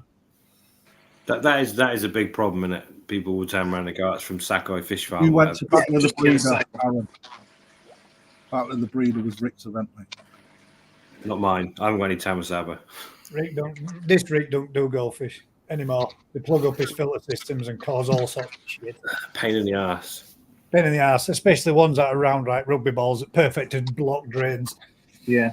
If you ask people questions about fish, that's got to be a bonus, isn't it? And the dealer will only know what he's been told by his supplier, and his supplier's only been told by whoever in Japan's the middleman or whatever. A lot of the fish from Sakai Fish Farm, yes, they got parent sets they use. They've still got a family tree. They do millions of fish, and there'll be times where they got a pond of Sankeys where they're like, I don't necessarily know which parent sets I don't know. A lot of them don't. They'll be like, well, it's a nice one. Do you want it? Yeah, come on. Me and Daz, nothing in comparison to any dealer, and I'm not meaning that in any way, shape, or form. But we, with all the best intentions, had all the relevant information: which fish did what, which fish were spawned with what, and it was down to me and 2 labels and a bowl full of fish to go put them in the right place. And even that went tits up, Daz, didn't it? Yeah. It happens so easy all the time, though. Yeah, it took one conversation to think, shit. Which one? Even a lot of times, so a lot of the farms that you still use big fish, some of them hand strip, a lot of them don't. They'll use a female, Mona Lisa, with 3 different male showers. So even any of those males could be the father. That's half the genetics of that parent set. It could be any one of those 3 Which males. one's done that? Three different lines. Yeah. And you'd be like, well, yeah, I like fish from Mona Lisa, but you don't know which male. Next time you buy fish from that female, if they were kept separate and done properly, you still don't know that they've come from that same set because it could be a different male. When we go over to Japan, right, in February, guys, right, we will see exactly that. But then when you go to the smaller dealers, all right, they've got such limited parent stock anyway, they will know, like when Rick breeds, he'll know what fish he's doing what he's breeding it with, right? It's the same with like Yamaguchi. He will say, this is the parent set for these fish. And you actually get to see the parent set. Right, and then because he's so small time, he goes up, he comes, and he shows you the progression from when they're fucking 1 centimeter to like 18 inches. And he's got all of them on file, but you couldn't do that at Sapphire because the people there wouldn't have access to all of that. We've got a quick question where somebody's given an answer in the comments, and I'd like to touch on it because it could also, as much as they'd like to be giving the best of advice, I do believe that they could possibly be giving the wrong advice. Susan has asked, is it possible to reintroduce a koi that's had a bacterial infection back into your main pond? Or does it still have bacteria that could infect the other fish? Now, the answer is from Keith Paula's Pond Build. It says, if fully recovered, Susan, and being quarantined for long enough, not showing any more signs, I can't see a problem. Now, my interaction with that one would be, if you haven't taken a fish from your main pond to put in with infected fish, and then there's been no problem, then I would say that might be a very reasonable idea to say that that fish is recovered and it isn't a carrier. But just to go, this fish is recovered now and put it back in your main pond because it looks recovered does not mean that it would not be a carrier and wouldn't infect the rest of your pond. So no, don't put the fish back into your main pond. Put some of your fish from your main pond in with that fish and see if it brings up or shows any signs of infection on the other fish that you've been exposed to. That would be my advice, but would that be the right or would that be wrong? I'll take it back a step further. If you've got a pond of fish and you've got one fish that's got a bacterial infection, it's not really an infectious bacterial problem. It's a problem with one fish. And then you might take it out, deal with the wound, deal with whatever, but it's obviously not a strain of bacteria or a problem to the main fish. If it's already been with them and they've got no problem, it shouldn't be a problem. It's not like you put a fish in there from somewhere else. What happens if it was a new fish that you purchased and brought to your pond that came out? That's completely different to if you've got 100 fish in your pond and one of them develops a sore and none of the other fish have got any issues, and you take that one fish out and none of the other fish have a problem, and you heal that fish because that one area of infected scale or whatever heals up, it shouldn't be likely that was infected by your fish. Well, it's not infected by anything. It's just a damaged area that's just got a wound. But the difference between a wound and an infection is something that will go through a batch of fish, isn't it? So if they're all together and there's been a fish that's got a dodgy area of scales or whatever, you've taken it out and treated it, technically it should be safe to go back and shouldn't be causing it. It's not going to reintroduce anything to the pond that wasn't already in the pond. But belt and braces, what you're saying isn't wrong.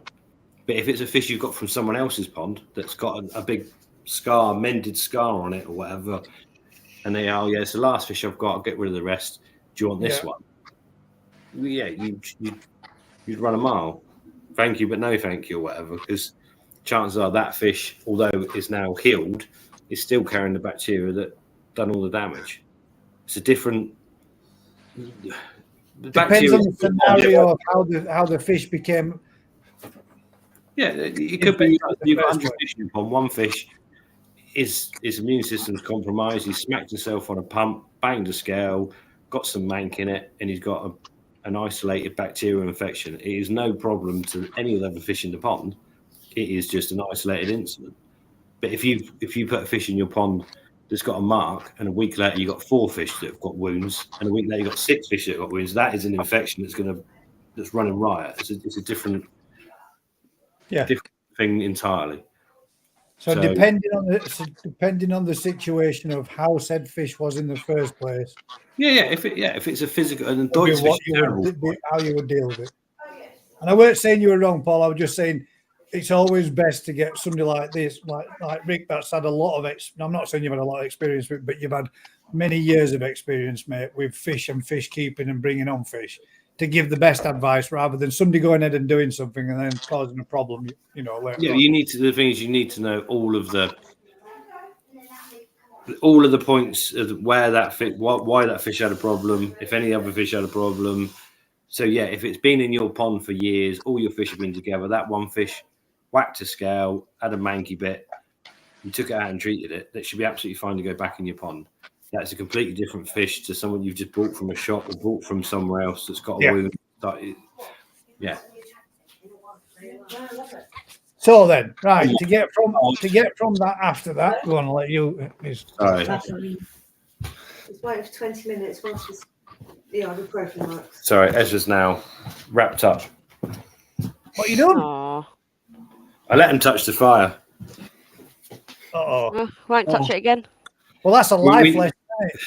You won't touch it again. I don't think that will happen. You've done that before, haven't you? Yeah, I will do it again. Most likely. I will do it again. Good kid.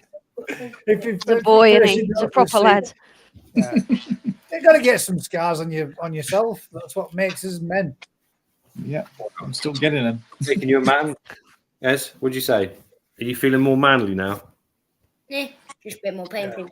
There you go. Burn shield, mate. That's the best thing. Tell your mum and dad to get some burn shield. Next time you burn yourself, you just wrap burn shield around it. 20 minutes, the heat and the burn's gone. It doesn't hurt no more. It's good stuff. It's really good stuff. You want a glove? No. Your first aid kit. It's brilliant. You've got a fire glove. Right. You learn. You learn. Hard way. Learn the hard way. Yeah, you always learn. Everybody learns from pain, don't they? So what has been the most purchased type of koi this year from Crafty and Rick? And as Crafty's done one and temporarily just abandoned us, I shall let you, Rick. What has been your best seller this year, mate? Probably Hietsuri. Everyone seems to want to Gimrin Hietsuri. Yeah. We haven't been able to keep, every time we seem to have got some that just gone out like hotcakes. Yeah. But when Crafty comes back, we'll ask him the same question. Yeah. Everyone always wants certain stuff. We get inquiries for tanchos, probably above all else. Mostly because we never really have any. So that's something that's always asked for, and that's generally a lot of people that are quite new to the hobby. Oh, I want the one with the red spot. I want a tancho. Yeah, they're to be fair, we actually quite often point them towards Matt or Garrick. People that import Jap stuff quite often have a lot of tanchos because that's just what happens. So yeah, we point people to people that have got them, and 5 minutes later they're back and go, oh, I'm not paying 225 quid for a fish, and that's just the answer to it, isn't it? So yeah, a lot of people, especially quite early doors in the hobby, they see the pictures, they see all the stuff, but they want that for 20 quid or whatever. It's a learning curve, isn't it? It's hoodied up now, look. Pretend. What's the most popular sales fish you've had this season? Go Sankey. Probably. I narrowed it down to 3 fish types.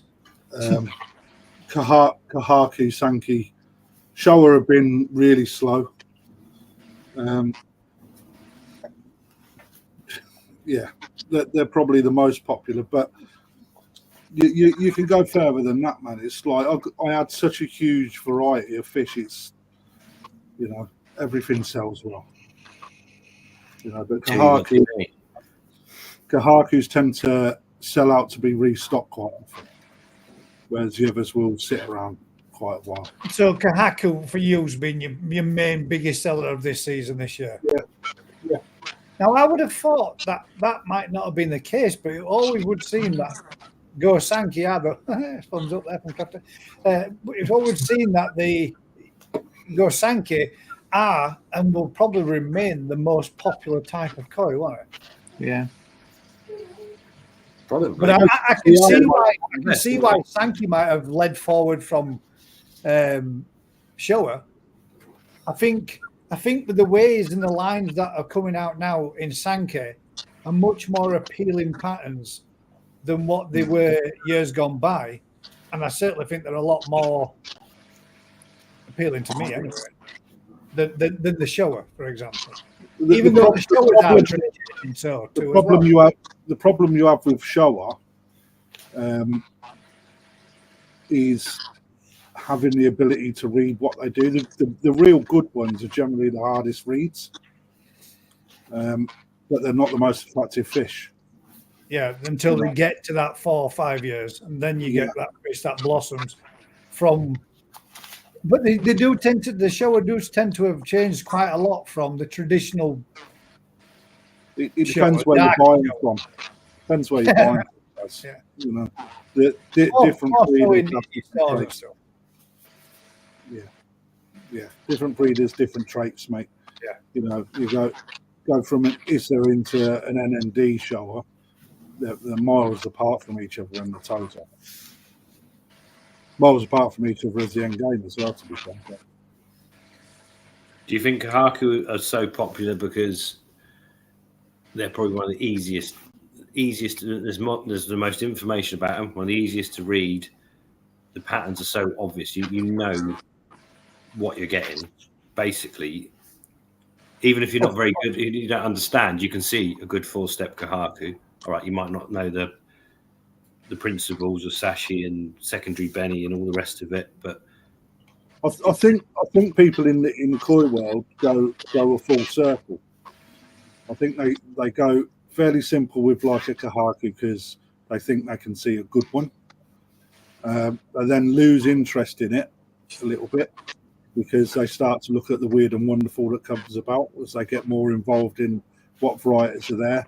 Start hitting into the metallics and then the Deuts and then the yellows, and then they come back. And then I never used to be a Kahaku person, in fairness, but the further I've got into my koi keeping career as a hobbyist and now a dealer, actually they're one of the most interesting varieties because they're not that simple. No, they're not simple. No, they're really. But yeah, you tend to go full circle when you start building up the knowledge. You'll move away from, you know, some of these spontaneous sort of hypey type fish that go out there, and you'll come back to pretty much the Go Sankey lines. That's going back to the bit earlier there. Realistically, if I'm dropping a good chunk on a fish, I'll spend a good amount of time watching it. 100%. Yeah, it's like women, isn't it? It's a bit like women. I'm saying nothing. Good job your mum's not here, Ez. She kicked my Did you see the Aragoki I bought this morning, mate? The free? The free in a bowl? No? Four. No, obviously not. I thought it was free in a bowl. Oh, nice. Was I watching someone else's? I don't know. No, there's definitely 4. Yeah. No, but one of them's mine already. Right, because one of them, you need to look at it, mate. That's all I'm saying. You need to have a look. I did like one of them, to be fair, a lot. Which Was one? that the orange one by any chance? You didn't like any of them, Gaz. The only did one like that the I orange liked was the orange one. The other ones didn't float my boat. No, they weren't for It me. was the orange That doesn't one, mean yeah. I don't appreciate them. I mean, what they are for what they are. But I could say the same about Asagi. They don't float my boat. Shisuis, should I say, not Asagi. That's what I mean. I like an Asagi, but I'm not so keen on a Shisui. It's got to be a specific type of Asagi that I like. Shisui, sorry. God damn it. Hang on. We need to go back to Susan's update post on. Right, hang about. Let's go back to Susan's. Let me find that. I did see them crafty. I did like the orange one, only because the metallic ones I do like them, but they remind me more like the ghosty type stuff. But those orange ones are quite mental. There's like a yellowy type one. I had a couple last year that went on to people that have showed me the results. And one of the guys that won the GC down at the Southeast at the All England Call Show, he had one, and he had a look, mate. My God, the size he's put on it, absolutely mental. The volume of those things is mental anyway. They do look. That's the difference. And that's something that perhaps we will do really pretty fish, but for someone to get volume on them like that, knee size 45, 50 cm is just mental. I mean, he's in a 4-year breeding program with another breeder, where they're trying to bring in a certain type of Aragoki. It's absolutely fucking insane. 6 years to go, then, hasn't it? Before he gets it established, so he's well into it. Yeah, but that's a hard bit. Most of our Aragoki is coming from a Wagoi cross another Wagoi, but both of those have got Deutz grandparents or whatever, or parents. Who the numbers we get, because it's so small, because the two Wagoi fish together, it's virtual Wagoi, but we're getting some of the Aragoki because there's the Deutz further up the family tree. Until we can get them to put in as parents, then suddenly I think we'll get the numbers, but then you might lose that crazy big scale variant. I mean, this guy, and if can you bring the video up, guys? We'll come back to when we've addressed this, because we're going to go back to Susan Schooners. This was a koi from my original pond. However, I have put other koi into my quarantine with it, and some of them have become sick. So she's taken fish from a pond and put it with that fish, and those fish have become sick. What would you say now then? Pond at the minute. You wouldn't what? Sorry. I wouldn't put it back in. If some of them have had the same, if you put that into your main pond, your chances are some of those fish in your main pond are going to then have a problem. So now she's, let's say for example, she had one fish. She put 4 in with it, and she's now got 4 fish that are infected. And technically, all 5 of those fish should not go back into the main pond. No, that's the problem, and this is where you get if you've tried to prove a point. If that fish can infect other fish, you put some fish in there as testers. It has infected those fish. Realistically, that's your tester done, and you should just euthanize those fish, in my opinion, rather than risking your entire pond of fish for that one fish you started with. That's the problem, isn't it?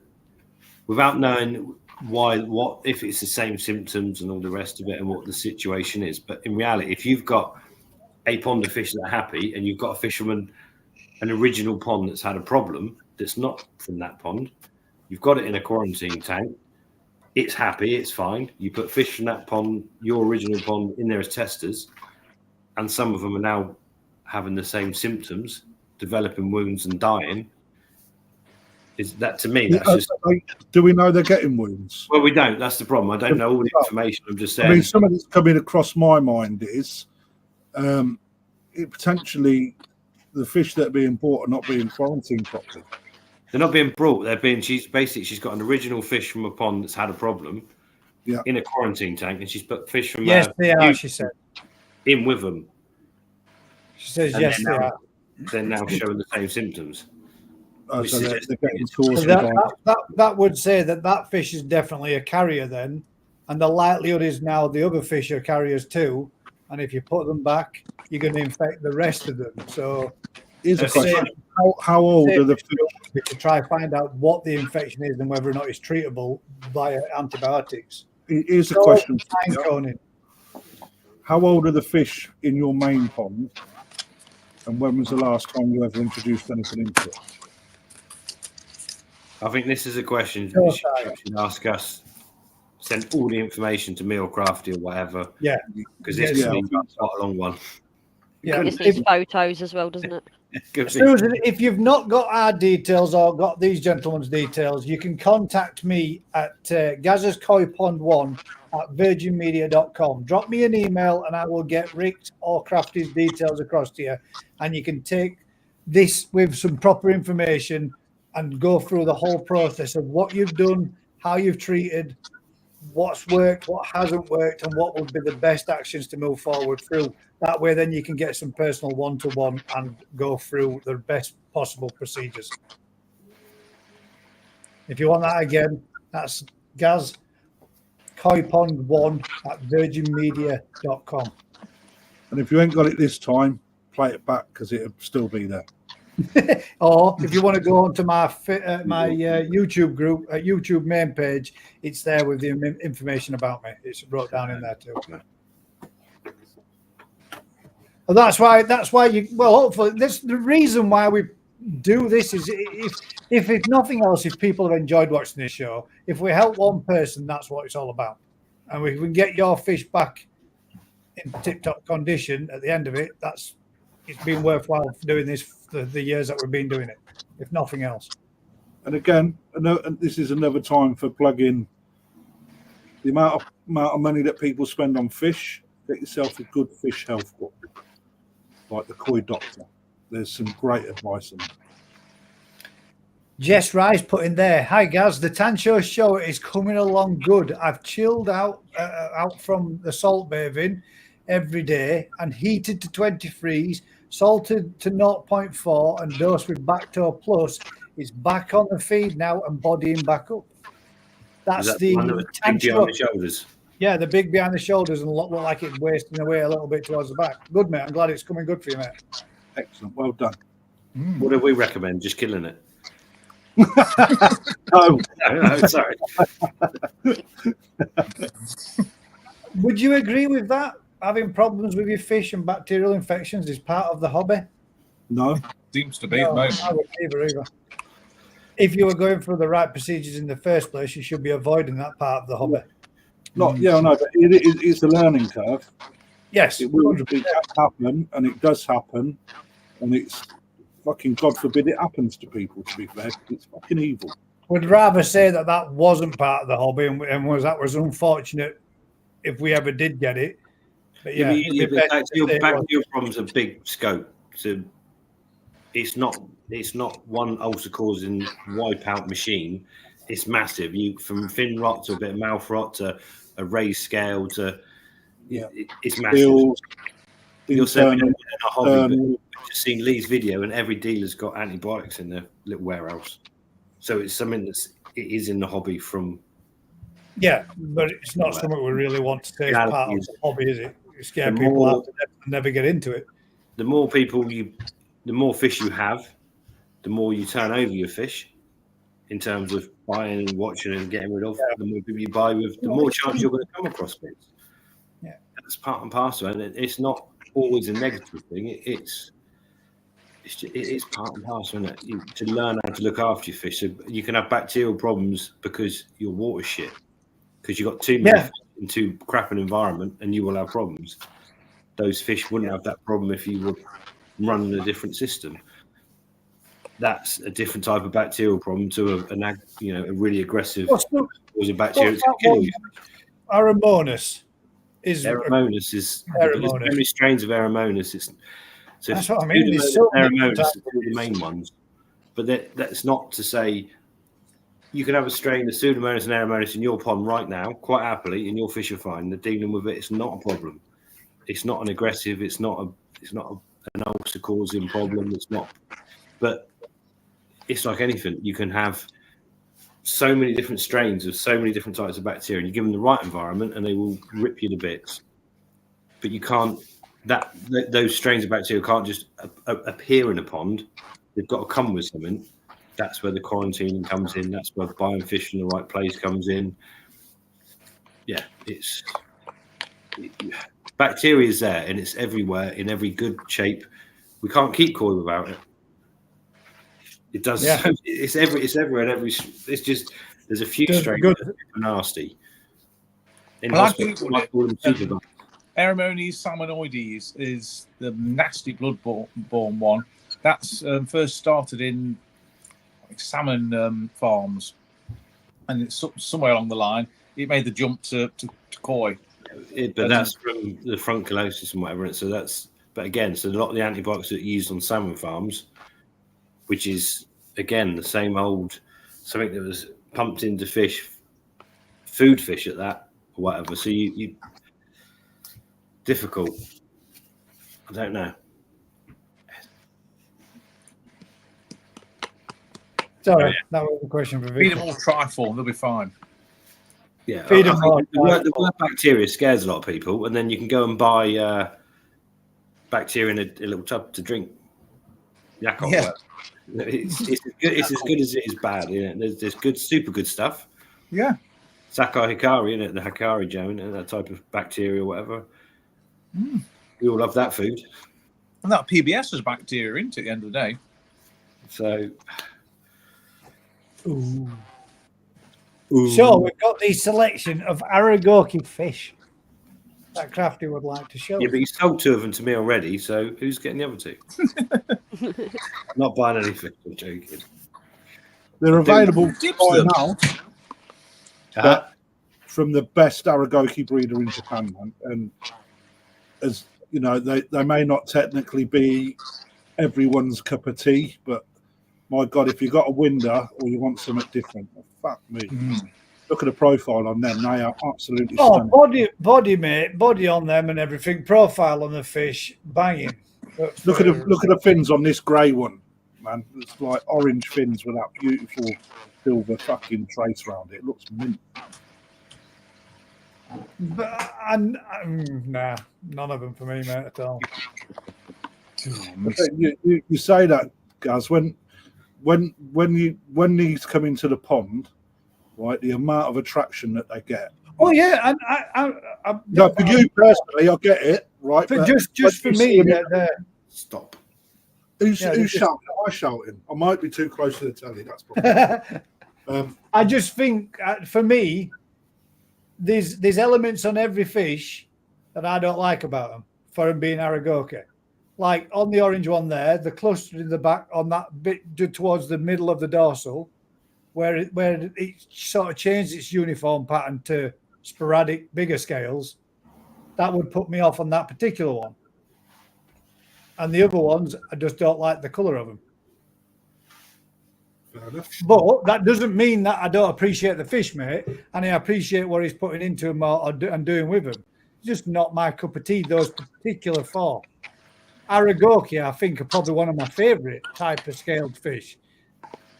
To be completely honest, just not. When you see these in the flesh, Gaz, I promise you will go, fuck me. Fuck me. How much? I can't afford that. All right, let's play the game. Well, what's it for me? The reason being is I don't know what they are, because they're not anything of a particular where I could say, oh yeah, that's an Aragoki kahaku, that's an Aragoki chagoi, that's an Aragoki whatever. But they all look like a mixed bag. If that was an Aragoki kahaku, everything about no, I'm not saying no. That's just I'm just giving. I mean, that's a Benigo, isn't it? Aragoki, but it doesn't really. Yeah, I don't know. Just not my cup of tea. Them particular ones. Seen lots of Aragokis where I thought, flipping heck, wow. I think these are extreme, and that orange one, mate, is. Yeah, I like the orange one. I like the grey one. Yeah, that's what makes it all different, isn't it? That's the other one. The beauty of the hobby. When I was being selected out, it was the one that's swimming down now. Yeah, the brownie one. it was picked out as being absolutely stunning. So again, the video may not do it full justice, but Yeah, the gold one for me, Rick, it really showed the type of scale that we've seen on your fish that I thought looked absolutely fucking fantastic. See there, like a grey one with orange pecks, Jeff likes. Mark says there, these are excellent.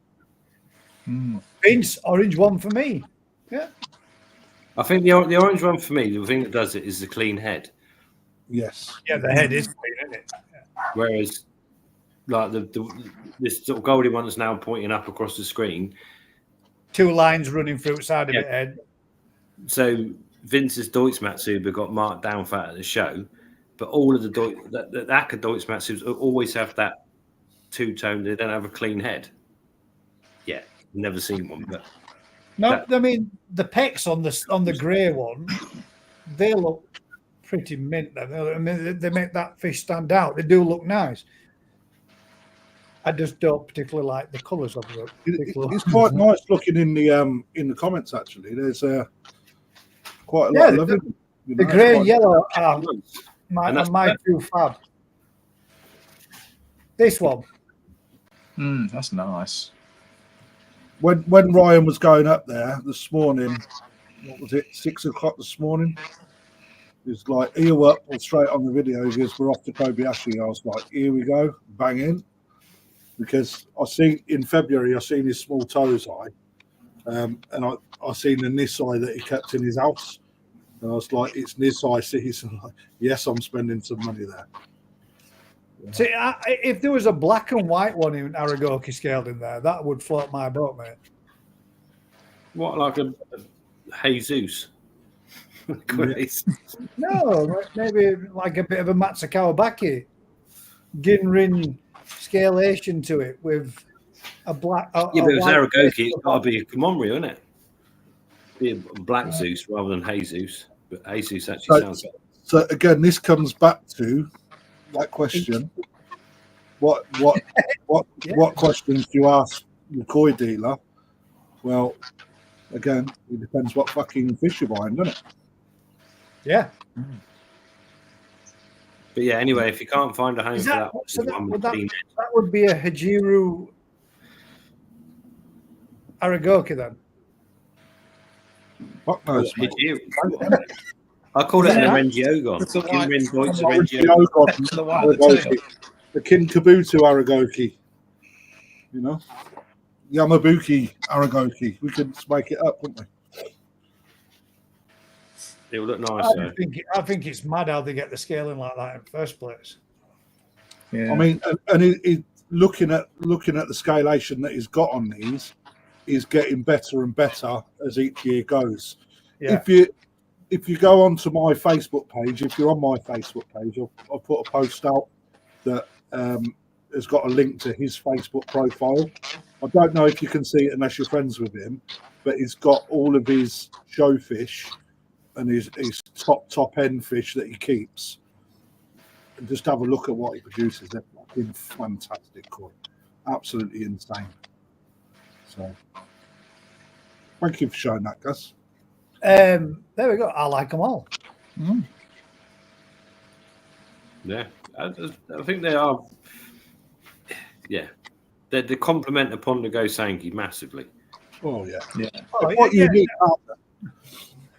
I get the feeling that I'm not saying the right thing.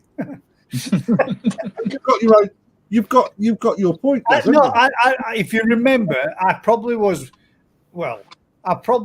maybe not one of the Marmite. There you go, Strag. I'd go a little bit. Those ones for me are a bit Marmite, but the vast majority of Aragoki that I've seen, I have liked and I have appreciated. And if you go back in my videos from the lives 2 years ago, we were going, they're going to be the next big thing. Yeah. And I do believe they will be the next big thing. They've definitely got a place in the market, mate. They're very 100%, mate. Yeah, 100%. Anybody with a window on to see the fish like that, and it's like a fish swimming past you with big mirrors attached to the side of its body, aren't they? With just. Do you think they're male or female? Them ones are male or female? Go on, Rick. Do I think they're male or female? Bloody hell. judging by the size of the bodies, are they Nisai, yeah? Yeah, Nissan, yeah. They're literally just harvested yesterday. It wouldn't surprise me if they're all male. They could all be guaranteed female, but they're just so big bodied that They're male. all male. Yeah. They're all male. Yeah. Good profiles, aren't they? Well, The that's female ones- male's quite big to start with. The female ones, mate, the price, fuck me. Even dealer price was like, fuck me. To me, a male, I prefer males because I can use them 3 or 4 times in a season. Yeah. See, I know that you appreciate these, Rick, because this is something. This is a line that you're having fun with, innit? By trying to make Aragoki scaling and also Ginrin Aragoki scaling. I know this is something that floats your boat at the moment, but what does Mr. Tate think? It works. The thing with it only works on some varieties. So you could say Shishui it would work with because it's a single color, or that Orange Ogon or whatever. But you start going into any good quality Go Sankey, it just ruins them because it doesn't work. All that Sashi Kiwa and stuff is just thrown out the window. So you've got certain varieties, Chagoi, Krashigoi, Shisui, any of the Ogon type varieties, you've got a marketplace for these. But then you start trying to get it into other varieties and you're just going to ruin all the stuff you've been trying to achieve. So For me, Daz, we've spoke about these a lot, haven't we, mate? Because you've used quite a few of them. And for me and Daz, we've both gone, my God, look at that. That is a little banger. And I think 9 times out of 10 for us, it's because they've resembled more of the mirror type carp that we both love. That appeals to the fisherman in us, doesn't it? Yeah, it does. That's why that's why on these particular ones, I just don't like that pattern colours on those ones. But in general, Aragoki does float my boat. Yeah. I know where you're coming from, Gaz. They look a little bit jazzy, don't they? Well, it's the being different, and the being different is the thing that I do like. But we're looking at the worst sort of outlook on them. Ideally, you need to look at the sides of them, don't we? Then you get the full effect. Yeah, which I might appreciate them a lot more if they were in a glass tank and I could go, oh, look at that outside of that, as opposed to. I think you can appreciate them from that. I would just think they have their place in certain types, varieties, colours. What's really good is that that one's the best. The one unbroken scalation on them, mate. They're fucking insane. That one there is definitely the most appealing one I think that's in there. That is me. Yeah, the gunmetal grey. I'm a big fan of any fish like that. I'll tell you what, Susan's got it right. They would look really good in their just a pond on their own altogether.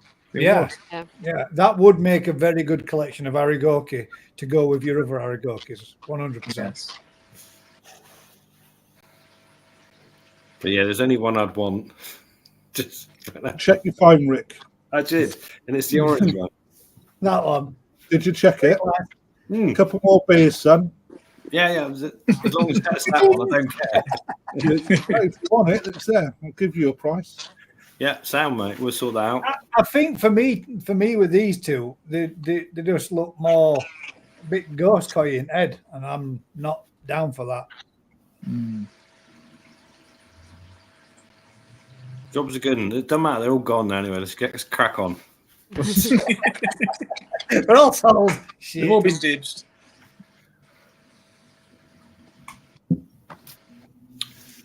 Are we doing any koi appreciation or anything? Goldfish? No. You've just done it. You've just done your koi appreciation, and I got. No, I just sent you a bit. I just sent you a thing. I got the look at doing, guys. Shut your mouth, man. Shut your mouth, guys. I got the look of it. You like him? I'd sent you a picture when you said you didn't like Asagi. I did a picture of one of our little baby Asagi on Telegram. Did that come through or not? Must have. You don't like Asagi? No, Gaz said he didn't. Like changed him and made him nice to feeling. Yeah, and I do like Asagi. It's just Telegram, Gaz. See if it's come through. God damn, man. Here we go. Getting shit from all angles. A saggy are the fucking nuts, bruv. Yeah, it was I'm just calling a saggy. He likes the saggy. He doesn't like the I like a Shisui. saggy. I made a mistake. It's Deutsch counterpart. Shisui, I'm not a fan of. The And you budgie. know that. I've been calling them budgies for long enough. Now, Rick, you know I like a saggy. You gave me one for a wedding gift. The fecking Aaron liked it more than me. I was gutted about that, mate. I was well sloughed. And that's God's honest truth. Now look at that for a little fingerling. That's not bad, is it? 18 weeks old. Yeah. Scale perfect, mate. Bit of Cadogin coming on.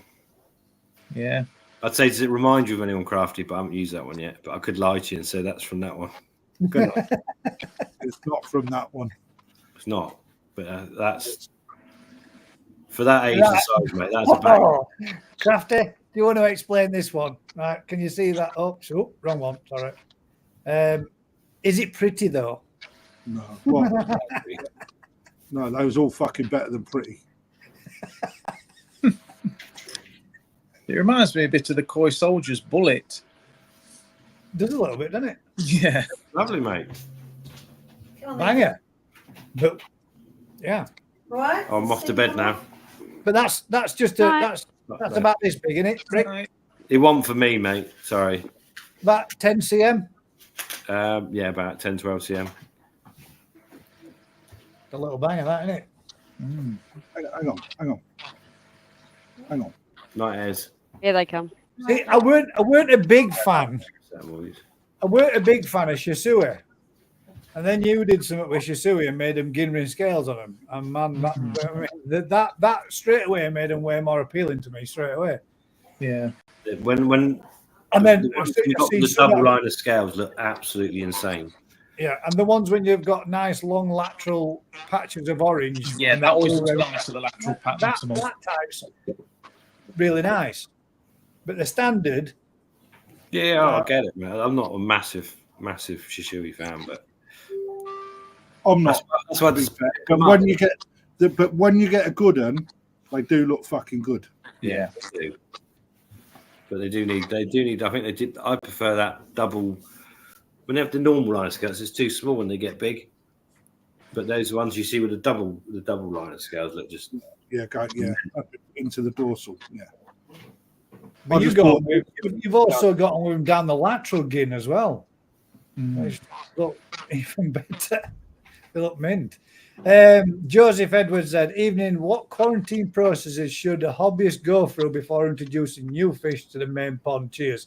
If you rewind all of this evening conversation, mate, you will see that we've literally just spoke about it. But for a quick recap, Rick, as you and Rick, and Anthony, as a quick recap for Joseph.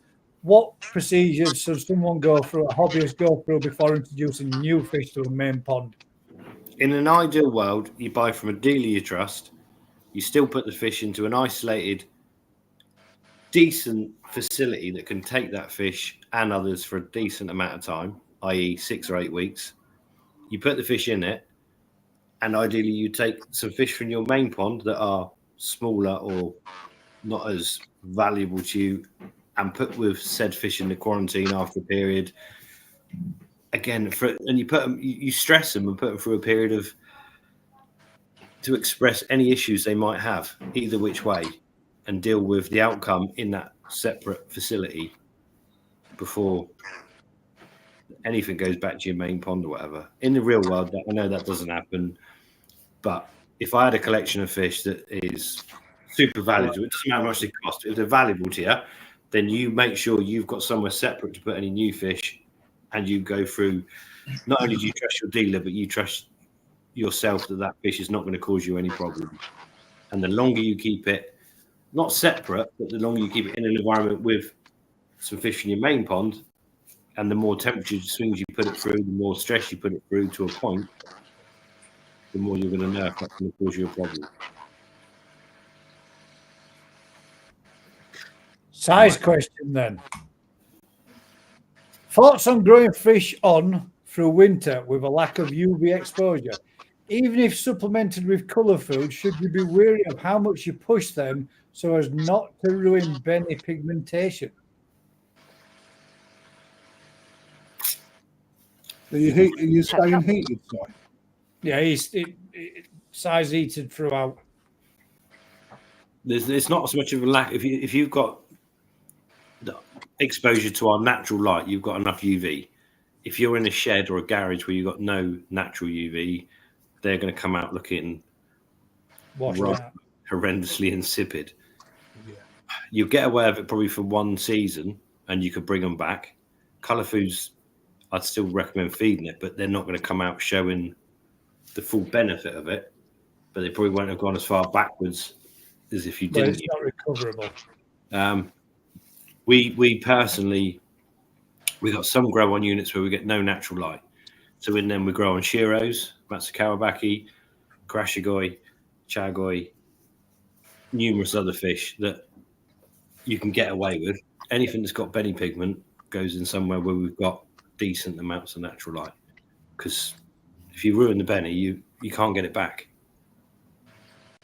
You can get Shiroji, you can get Sumi, you can get everything else can come back. It's not a problem. But if you fuck the Benny, there ain't no coming back from it. So yeah, if you're going to have a grow on set up, have enough natural UV light, either through polytunnels, greenhouse, windows,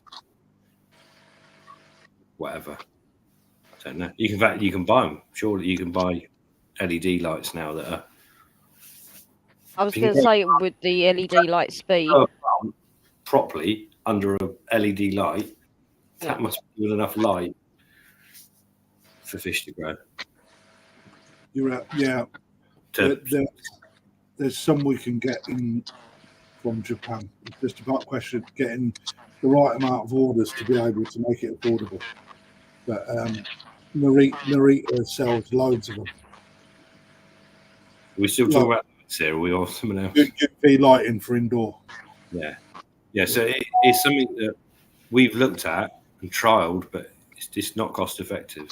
But some of the LED lights now are probably cost effective, and that's if you can grow and crop a cannabis plant under an LED light with the right wavelengths, then you can grow a fish plant or anything else. There are some lights that you can get on Amazon that gives you that facility, but again, it's a lot of it's for growing plants, so it gives you that light spectrum that is required. But they're absolutely fucking expensive to run. But they're halogen and sodium lights. Whatever. I'm pretty sure Ashley Dart was going to start marketing some lights that are using Yoshigoi for growing indoors. Yeah, he's been in contact with us about trialing some. So, doesn't LED lights have used different spectrums for different things? Am I correct? Different UV lights, for instance, like one will be more pink, one will be more blue, one will be more clear. Would that make a difference, for instance? That's different wavelength of light. The trouble is the sodium and halogen, all the ones you used to use that we've tried before, give off heat and use a lot of power. Yeah.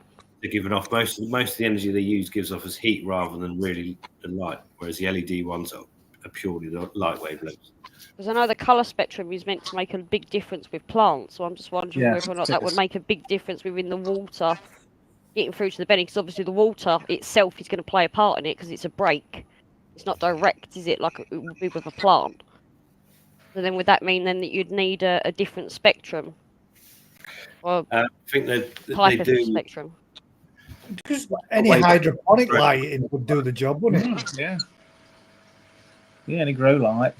Any hydroponic grow light would give you all the forms of spectrum that you would need for fish. But that's what I'm saying. Depending on, you can buy different spectrums. One will be more pink, one will be more blue, one will be clear. So would that make a difference? As I say, it makes a difference for what plant you're growing at what height and how far away it is. So would that make a difference, for instance, through the water? Marine LED lights are full spectrum and even grow coral, and coral need the full spectrum so that they can grow. So I mean, yeah. But that's the problem. That the original hydroponic lights were all like sodium halogen based, so they were super expensive to run and super. Whereas the LED, you've got to do it over a fucking massive scale. So now That's what I mean. I mean, yes, you can Bringing buy that down those. into a tank. You've got a little tiny light bulb or strip that's this big. When you go into your ponds. Well, that's what I'm saying. When you're dealing with a tank, like she's saying, I mean, yeah, you can buy one of those, but to get that over a vat, that's a lot of lights. That's not just one single light. That's multiple lights. Yeah. So the shortcut to that is using the hydroponics. So if you were going to do it, Depending on the it's going to spectrum. cost you way more on your solar your solar output this year, or running cost of your ponds if you were going to go that kind of lighting. But Si's got natural lighting anyway because they're outdoors. These fish, but they're heated, kept outdoors. Yeah, but that's not going to be a problem. If they're outdoors or under a polytower, it's irrelevant, isn't it? Because you will get enough natural UV. It's not an issue. Through it. Changing the subject, we trial growing fish in cold water with infrared light. So basically, what you do is you put an infrared light over a pond, and the fish will congregate under it because it heats the fish up. Yeah. And then metabolism is faster, but you don't have to heat the water, and you've got a different. And you don't see it. It was kind of inconclusive, but I think if we'd pushed further, we could have done better with it. But yeah, it's one of those. Yeah, you could warm the fish up to a point, but obviously the water around them is so cold that you're only gaining a few degrees on them. So I think there would have been a balance where we could have perhaps taken the water up to say 18 degrees, but using the infrared light, taking the fish themselves up to 22 degrees, and then basically got better performance from the fish without having to heat the water. You can use mirrors to extend the light. Exactly. Yeah. There's all sorts of tricks out there. I mean, you can still get burn in the shade from UV bouncing from a surface. Yeah, and you can still heat a fish with infrared without even heating the water. Yeah. This is it's just so difficult though because the fish don't necessarily want to be where you're trying to heat them up. But there you go. There's an answer out there to it all, but you can't be natural like really. Oh, we got. Oh crap! Oh. Well, we're looking at goldfish now. No, we're not. No, not. Where you're getting all like orgasmic, it must have been goldfish. No, not a chuffing chance, mate. I like Tammy Stabbers. But look at them little beauties. Carry on without me. I need to take this off. Would you like me to put you on the bottom bar for a minute? Oh, there's 2 winners in there from me. Who's at Osaka? Is that Osaka? It is. No. Surely it is. It ain't, mate. Okay. Hang on. Awesome. Yeah, you're thinking exactly what I was thinking then, weren't you?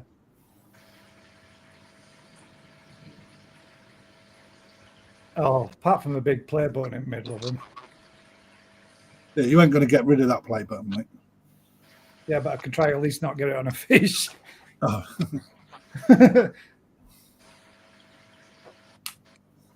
1 to 5. Top 2 win it for me. Rest can be sold somewhere else. That one. Yeah, And number 1. Yeah, that's got to be number 1, sure. sounds. Yeah. Number 2. Well, I don't know. You need to. I don't know. I mean, that's a close. That's probably 1 and 2. You're saying top 2 is in closest to the screen, Rick? Top 2 is in top of the screen because to me, that one's red from the cheeks. So the reticulation's not there at the minute, is it? There's a bit of a gamble. Not yet, but you don't need to gamble with the other 2, do you? The one on top of the other fish might be the angle, but the head doesn't look so good. And then we haven't got any Benny in the bottom one. But those top 2 for me are straight into my growing tunnel. That How one. good are they, though, mate? And that one. I tell you what, they're nearly as good as mine. Yeah, but what I was showing on this, Rick, is what I wanted to show if it was a bit more current. If you look at the scalation on what you've got against these, that again, 2 excellent examples of an Asagi at 2 different points. Yeah, but that's completely different. Yeah, you're looking at different world there. Different world. Honestly, we've been colouring out all the ones that haven't got Benny on that. Okay, they might turn out amazing. We ain't selling them in 2 years' time. Our customers ain't buying them if they ain't got Benny on.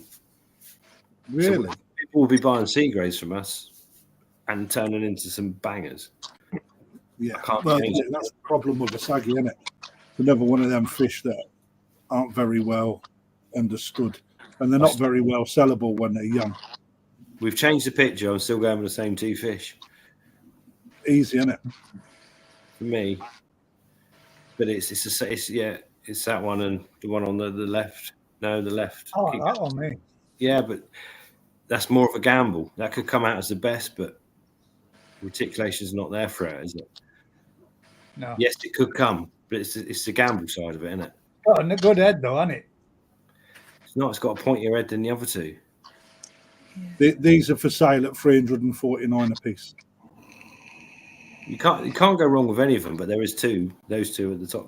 That one's really more pointed to there, didn't it? Than...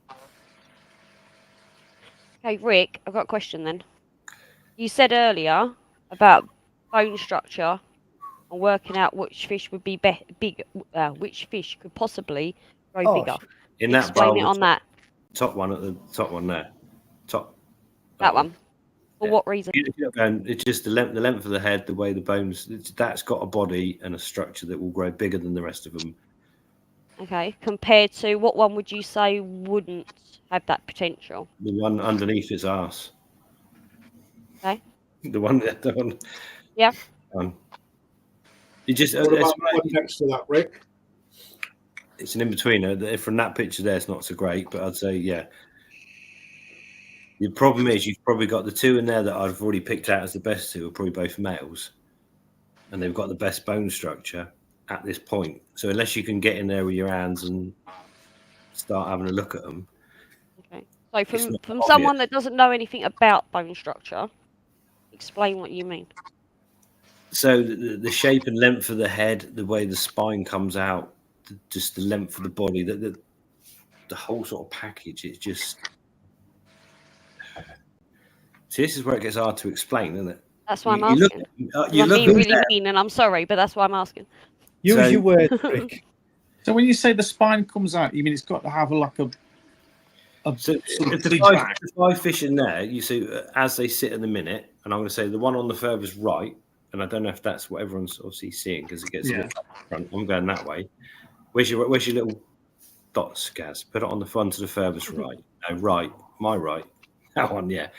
That's the winner in terms of every proportion, length of the head, bone structure, wrist to the tail. Everything about that is bang. Second is if you go to the left, top left. You see it. So that's your next one, and then you drop to the one below it. Is third. Yeah, that's it. Okay. I think that probably is. Looking at this head, and this head. They've all got a similar length from tip of the nose to the back of the head plate. Yeah. Well, got similar width between the eyes. This one looks a little bit short and a little bit narrower, as does this one. Yeah, is that what you... the difference in it in the bowl? You might have the two with the big long heads and look structurally better now could both be males. Without getting your hands in there and having a look at them and whatever, you don't. Males do look better. First 2 years of their life, males win all day long, and then suddenly it changes. But as you look at that bowl, if you're talking about bone structure, so you've got the one on the right wins, top left second, the one below it for me is third. 1, 2, 3. Yeah, it's 3. And you come into the one in the middle, it's 4. 4 and 5. Yeah. Okay. I can see that. Have a look at the next one, Gaz. Let's get Sorry, I've just put you right on the spot there. I apologise, but I needed to know. on the spot for Rick, mate. That I like the technical bits. It makes me understand better. Flipping heck. T, now we're talking fish. They're nice. Mm. Right. So you can stop it there straight away. No. The bottom two there for me are both the best bone structure. They're both males. You go to the fish in the middle, which is actually probably a female that's got the bulkier body, maybe best Wider head. Yeah, it's a different structure to the others.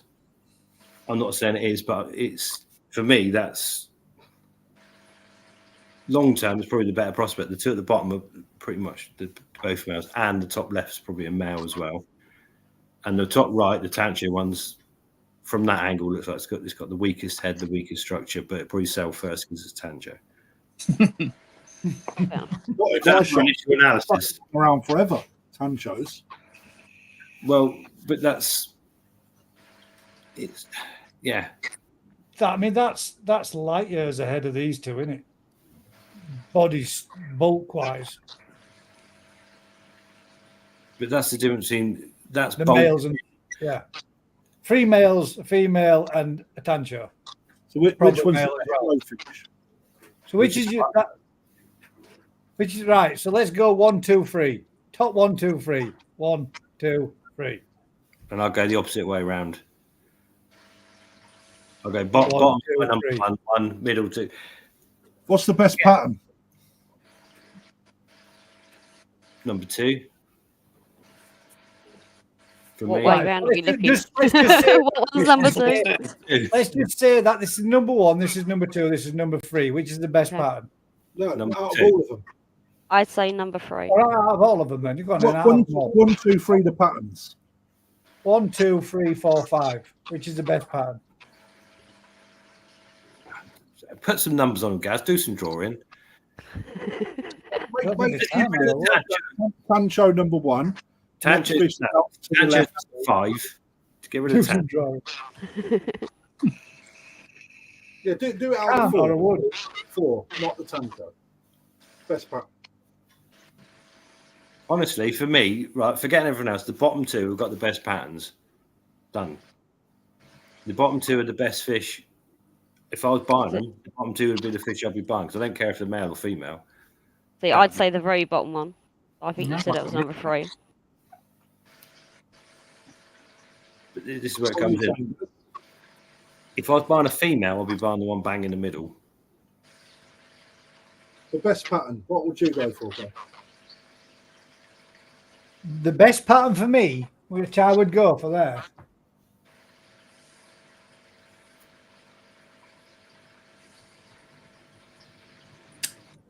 That one. Okay. You know, that one, not being funny, right? It's got no Benny on one side. Correct. So that, and seeing me on the head for a saying he's not great. It's not. It's got the best body, but it's not got the best pattern. So, and the one above it that is touching his nose into its middle, Benny running down the side of the face across the eye, for me straight away, it's just something I personally Wouldn't take away from it.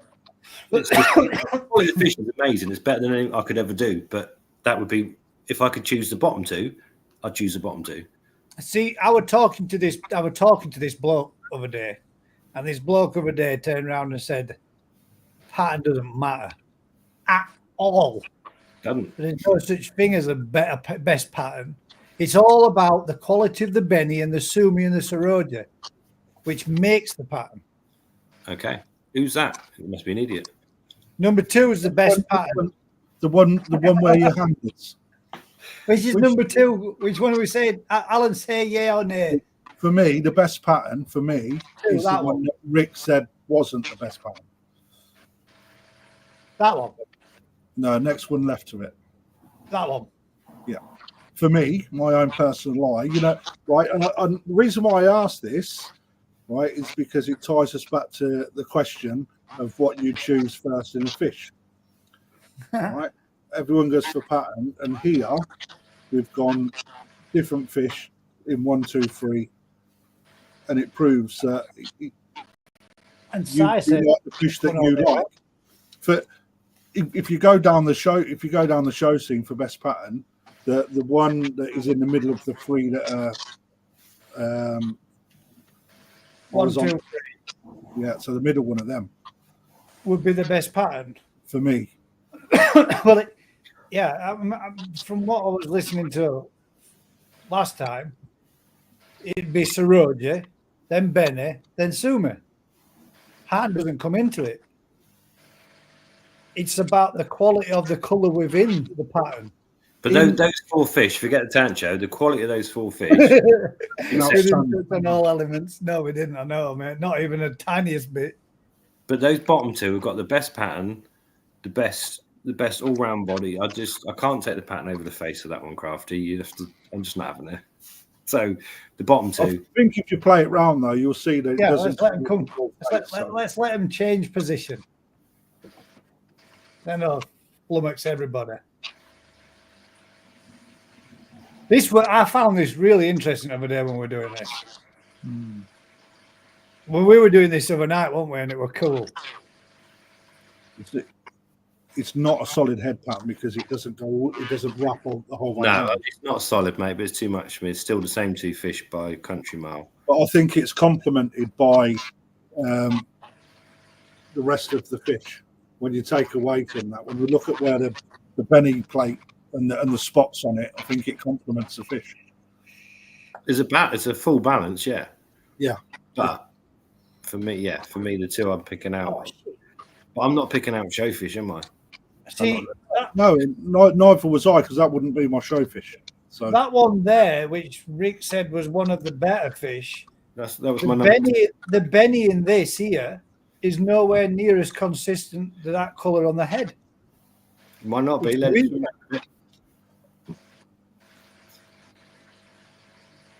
There's only one fish in there I wouldn't have, and that's that tancho thing, man.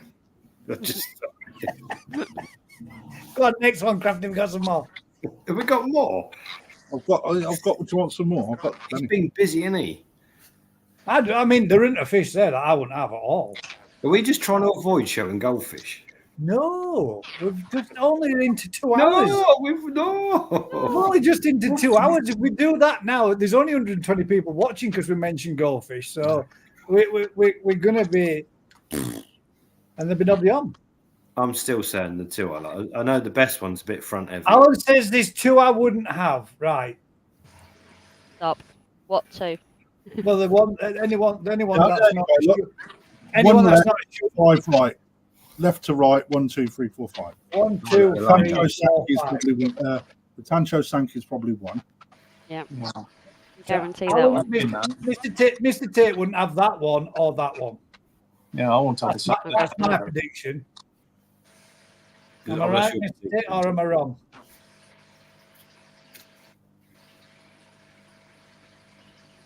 He can't say it now, can he? A moment of truth. 1, 2, 3, 4, and 5. Alan, just say the 2 you'd have. 2 and 5. Fish Alan wouldn't have is what he's saying. He's not saying they're not good fish or bad fish. He's not saying they're bad fish. As you know, I won't answer that question.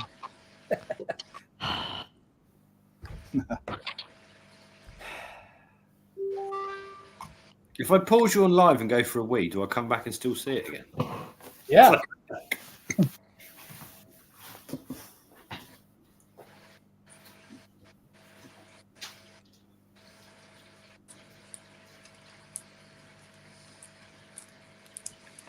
Now, is that because of your position related or because you're not saying? Yeah, that's because of who he is. He can't be seen to pick a fish for his pond. Yeah, well, no, he can't. No, it's not that he can't be seen to be influencing what doesn't at a dealer's, mate. Yeah. Then why tell us that there's 2 he wouldn't have if he can't tell us what ones? Yeah, Alan. You got all our hopes up then. He's not saying that they're bad. He's saying And you've just dropped us on our asses. Right then. Can we pause this and get a 1, 2, 3? One of them I didn't take. Which one was it? That one. I know what one I'd say. Oh, maybe not. Maybe not. Yeah. I want to get them so they're lined.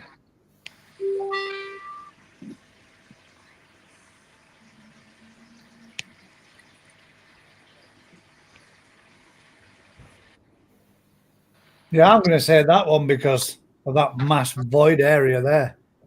Yeah, I'd say that one. That and the little. I don't know what those two little bits of. I don't know whether they're. Edward Nyler, Crafty, can you send me prices of the Kahaka, please? I don't know whether they're shimmies or what. But yeah, I'd say that one. They're not shimmies, darling. They're not shimmies. That's going to be. That's developing Sumi. Sumi coming up. But there's a mass gap there between the head plate and then the next Dan of. See, I don't like the gap that's in the. I don't like the gap that's in the Benny on its head. So I'd say that one. No, that's You just. didn't pause it. You carried on without me. Not really. You're right back where we started. Look, right there. Ta-da! Welcome back. Which one didn't he pick, Rick? Not the feet. With what? Sorry, which one did he pick? What? Which one didn't I take, Nick? Which one didn't he take?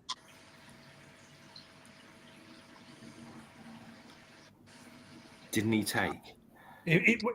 Let's say he was purchasing all three of those fish. Which fish didn't he purchase out of the three? One that he didn't. Which one was it?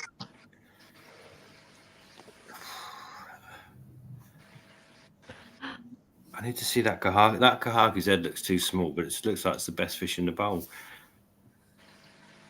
I don't like the head pattern on the kahaki. Oh no, just forget that. But it makes the head look really small. That's what I mean. It makes it look like it's concaved. Weird pattern. I reckon it's the marathon. I reckon you didn't take that. And I I reckon sort of want to say kahaku now. because of the big void between the head plate and the second.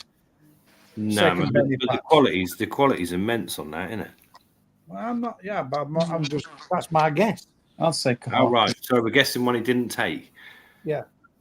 I'd struggle with a bald Sankey just because it's bald and it's short-headed. The ball thank you because it's got no pattern on its head.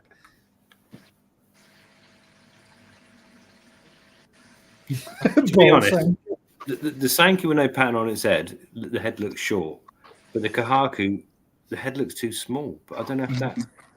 No, it's not, mate. It's more the picture, mate. I love Ryan's Crocs sticking over the bowl. I mean, I'm not.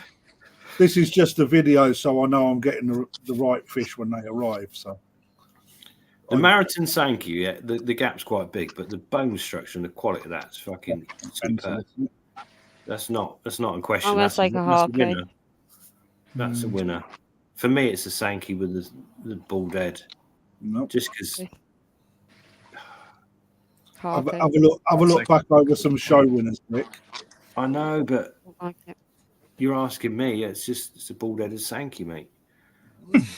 Yeah, no, I agree, but then I reckon you didn't take this one. That's correct. You didn't take the Marathon one, because there was a better one on offer. mate. I'll pay a little bit It more must money. be fucking amazing because that's pretty good. It's very nice. He'll Very send nice. you a price later, Rick. Right then, come on, let's do it. Hang on. I've just sent you some more fucking vids. You said you got any more vids? I sent you some. Sent your shit tons now. Oh my god. Oh no! We're not sure. Yamabukis.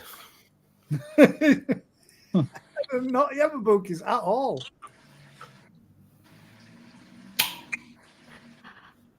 Oh shit, man! Oh, I didn't send My you first impression is one in there. I'd have bang.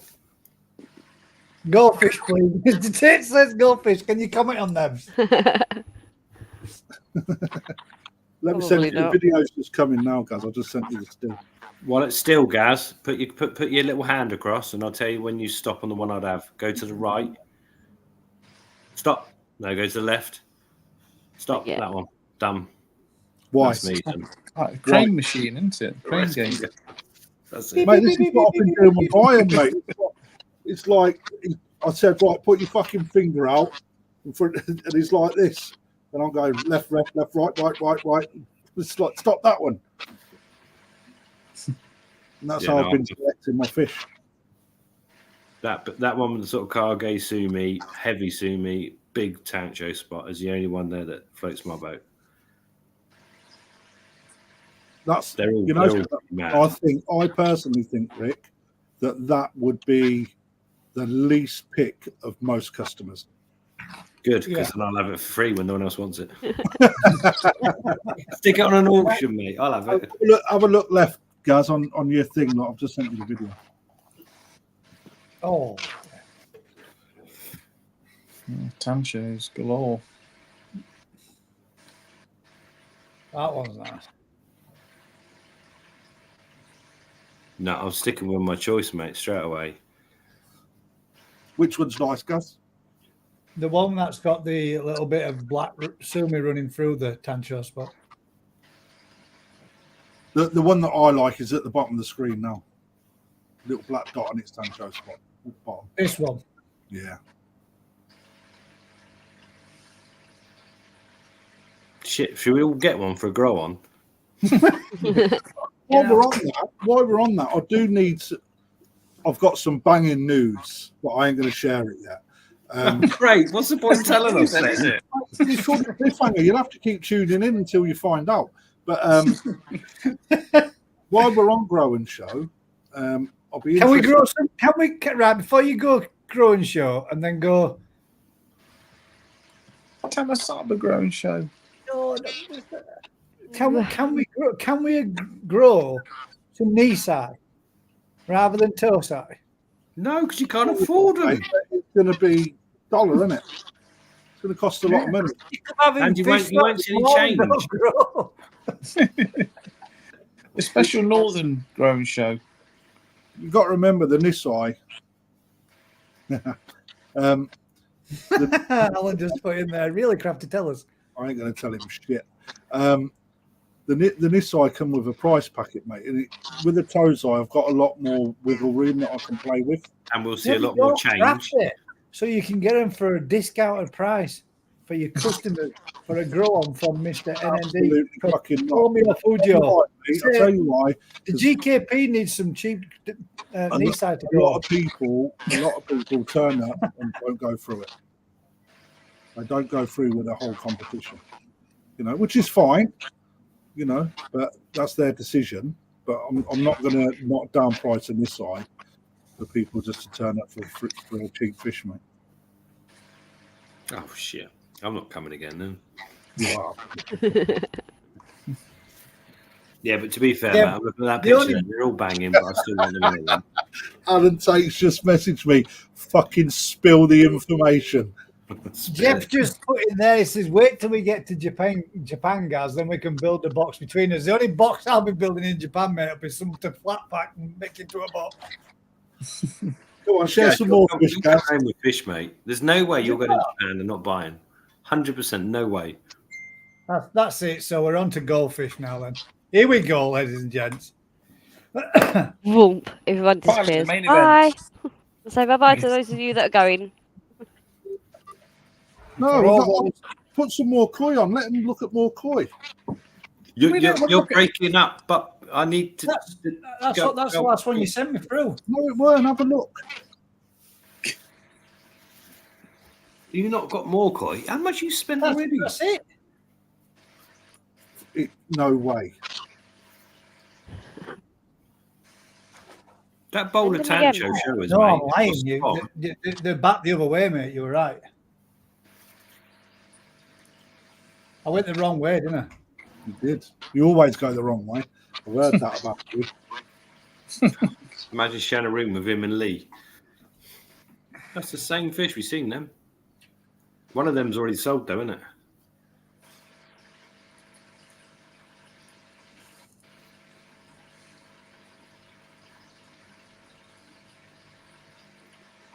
koi porn, Right.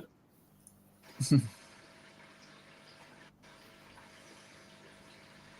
Here's a question for you, Rick. Oh, What variety is the Tancho spot one? what is it? What variety is it? What, the Benny Commonwealth? No, This- the one with the golden Tancho spot. Oh, mate. Ooh, it's like a- What variety is it? Dragon. You can't really call it a golden marathon. Is it a kin kikikuru? Yeah, it is.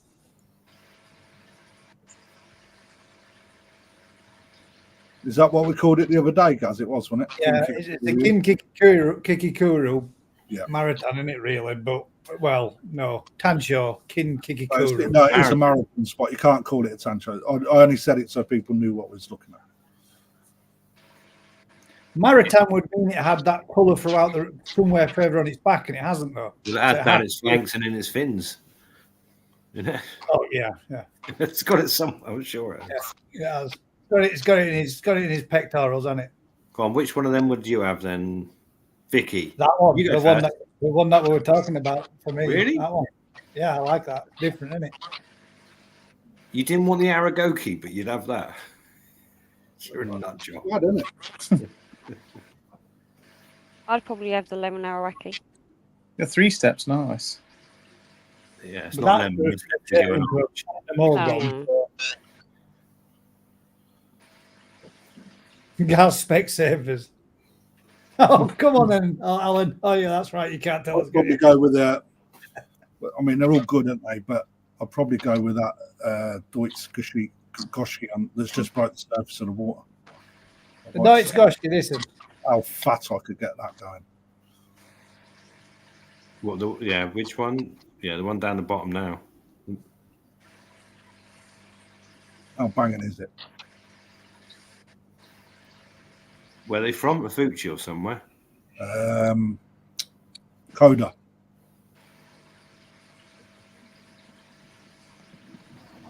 About this one. Deutsch Kahaku's not, yeah. Nice Deutsch fish, aren't they? To be fair.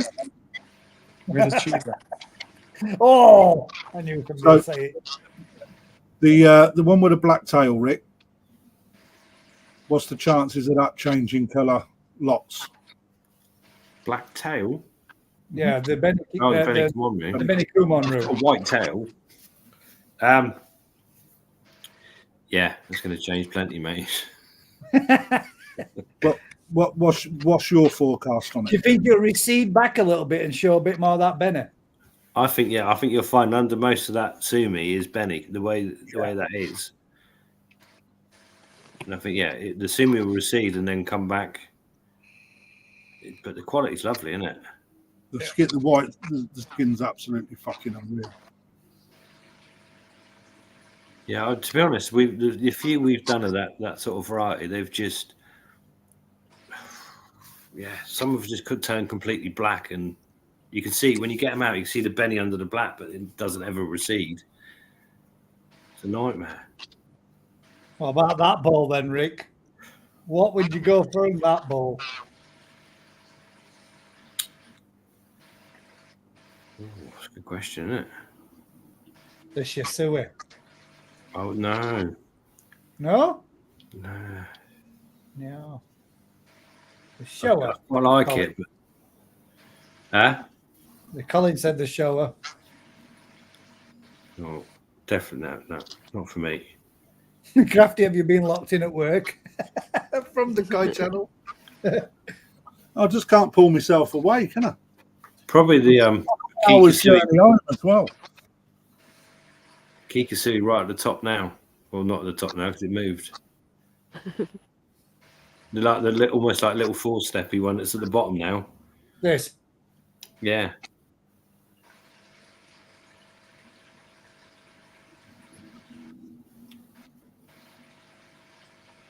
Yeah, the skin quality on that's superb. Pattern's good. Shape's good. Nice little male. It's quite a weird colour. I don't know if that's the video or is it?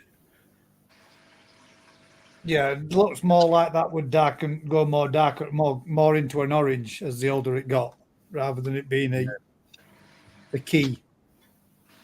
The Shisui is fucking banging, but that's sold. The Shisui, yeah, it is. It's just. I think that's going to be a hench fish, man. It's so massive, and the sort of the shoulders behind it, that front section, isn't it? Yeah, it's like a fucking beast. Yeah, hench. But that makes his face look too small because it's so big. But then they tend to get the bigger face when they get older, so it'll balance up. Pattern's pretty immense, isn't it? Yeah, really nice, really strong scale line as well. Yeah, not a bad bowl. It's a beautiful bowl of fish. These are all coming up for sale on the website as well. Well, you've sold the Shisui already. Yeah, but they're already up on Facebook. People have been buying already. So what will be available on the website. So.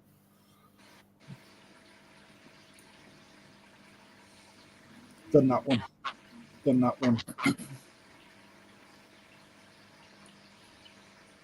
No, the next video, Gaz, is... did I send the next video? I'll just have a look. One of the videos weren't very good quality that come through.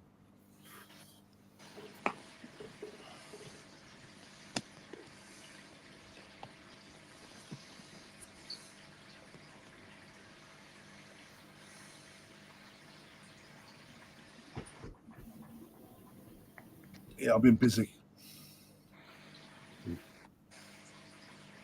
It's all knee size. There's some big fish there, aren't they? Yeah, they're all around 50, 55, mate. They've had a hell of a growing season in Japan.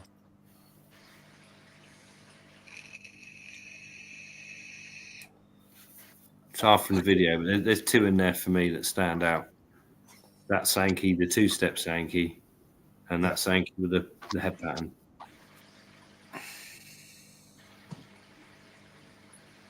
That's easy. That's done. There you go.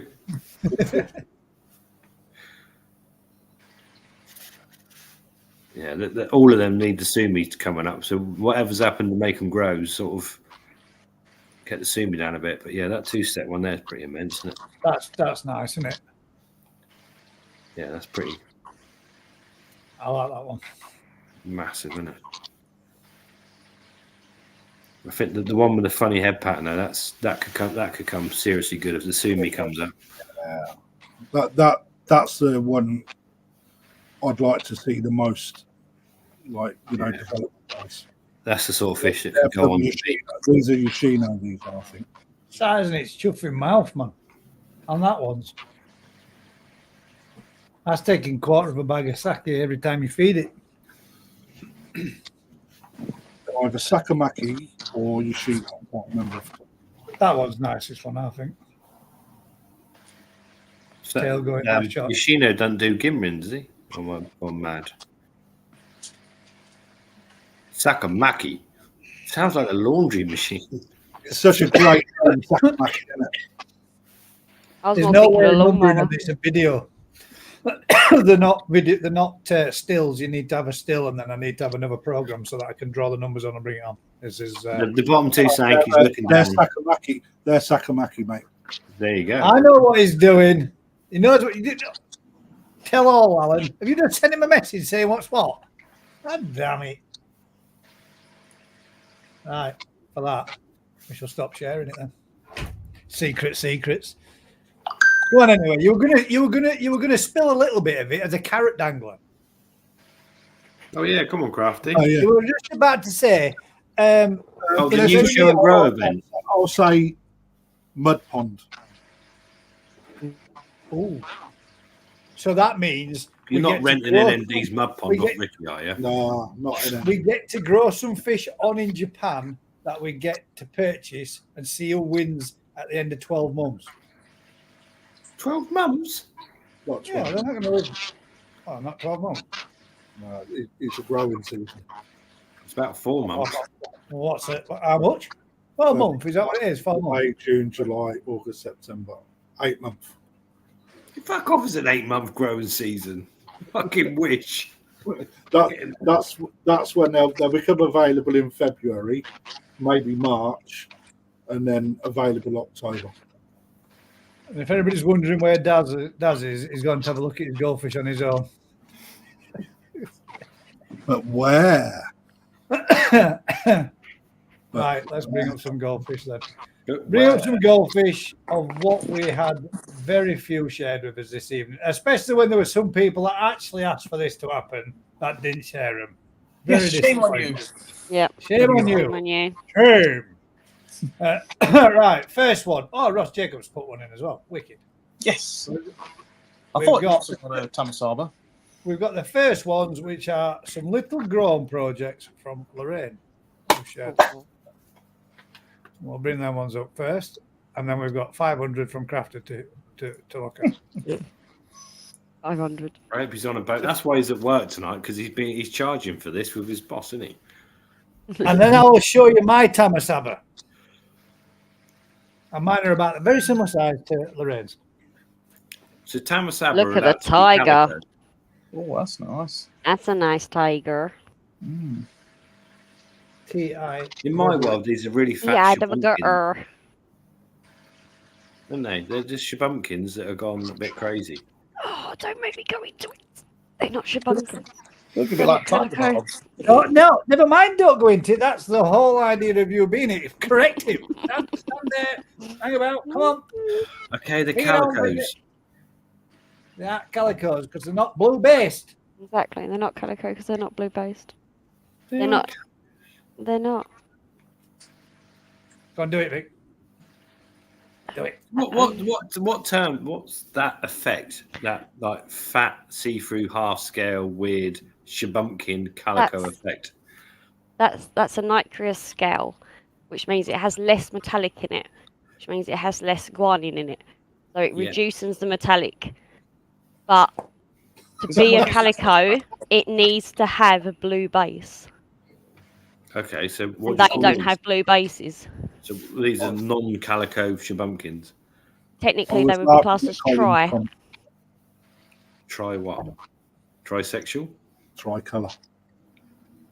Technically, they are tri. Because there's clear definitions between each colour. Does that make sense? Yeah. So So the colours are more in Calico- blocks rather than splattered patterns. I'm learning for this. So calico has to have blue, but it looks Calico just like that. should technically have a blue base. I always thought calico was that weird see-through scale effect.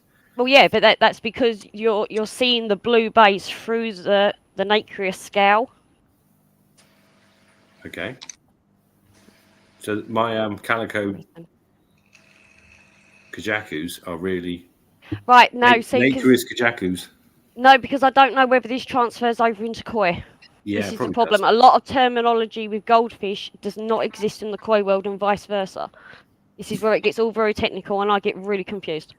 All right, I can't pick one of those as Because- my winner. Well, no, exactly. Well, see, this is a problem with Tamasaba. They're being spoken about as if they're koi, but Not by technically me. they're goldfish. Does that make sense? So, like a kahaku, they're all calling them a kahaku pattern. There's in goldfish, there's no such thing as a kahaku pattern. Just top quality Sarasas. It's just red and white. Yeah. It's just red and white fish. Lovely. it. They were the best goldfish I've ever seen. Sarasas. Yeah. Not the comets, just decent. Exactly. Short But tail. this is where the confusion's coming because it's a goldfish, but it's being spoken about as if it's a koi, and no one knows where to place it. I mean, for starters, they've got to sort it out because the gene Who? pool's still Who's up in the they? air, isn't it? Well, no, the breeders, the gene pool's still up in the air, isn't it? It's not a fixed breed. They're still playing with it. So until it becomes a fixed breed, there can't be a standard. All right. I like the bottom one. Well, no, I like the top one. The back one. Keep moving. I like them both. No way, the Benny's failing on the Benny's failing, man. Okay, the red on the goldfish is falling off. The development on the one with less red on it is better, but the colour is better on the smaller one. My issue with goldfish, right? They were born brown. Then Yeah. they turn They red were and born white. didn't they? Yeah. Yeah. Mhm. And then they all turn plain white and die.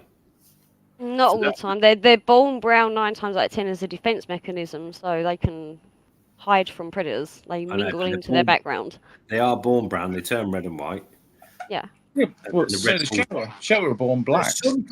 Sometimes they turn black and orange, Yeah, they all Yeah. turn black. And then just they'll turn red. and then they'll change again. and then those black areas can sometimes change to red, don't they? Yeah, some of that's down to what kinds of goldfish there is. Some of it's down to the DNA of it, and some of it's down to light.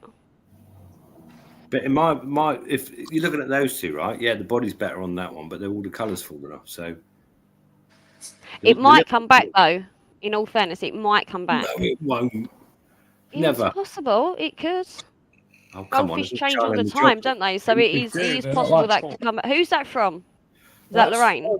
Those are rude. You can't judge them on the Ruth. same Right, well, basis as what we colour. can do is in 2 months' time, Ruth, send me another video and let's see No, whether or not that's come I've back. had goldfish. I had a red cap Taranda that had a red cap, went completely gone for 12 months, and then the red came back again. We did millions of goldfish, and we watched every single one go through the same process of brown to red and black to red and white to white to dead. Millions of them. None of them went a bit red and white, more red. The process was. See, that's insane. I quite like that. I hope Matt sent you a video. Oh, Matt's better have sent you a video. Matt would have sent about 400. He'll have got all his That's customers nice. to do it.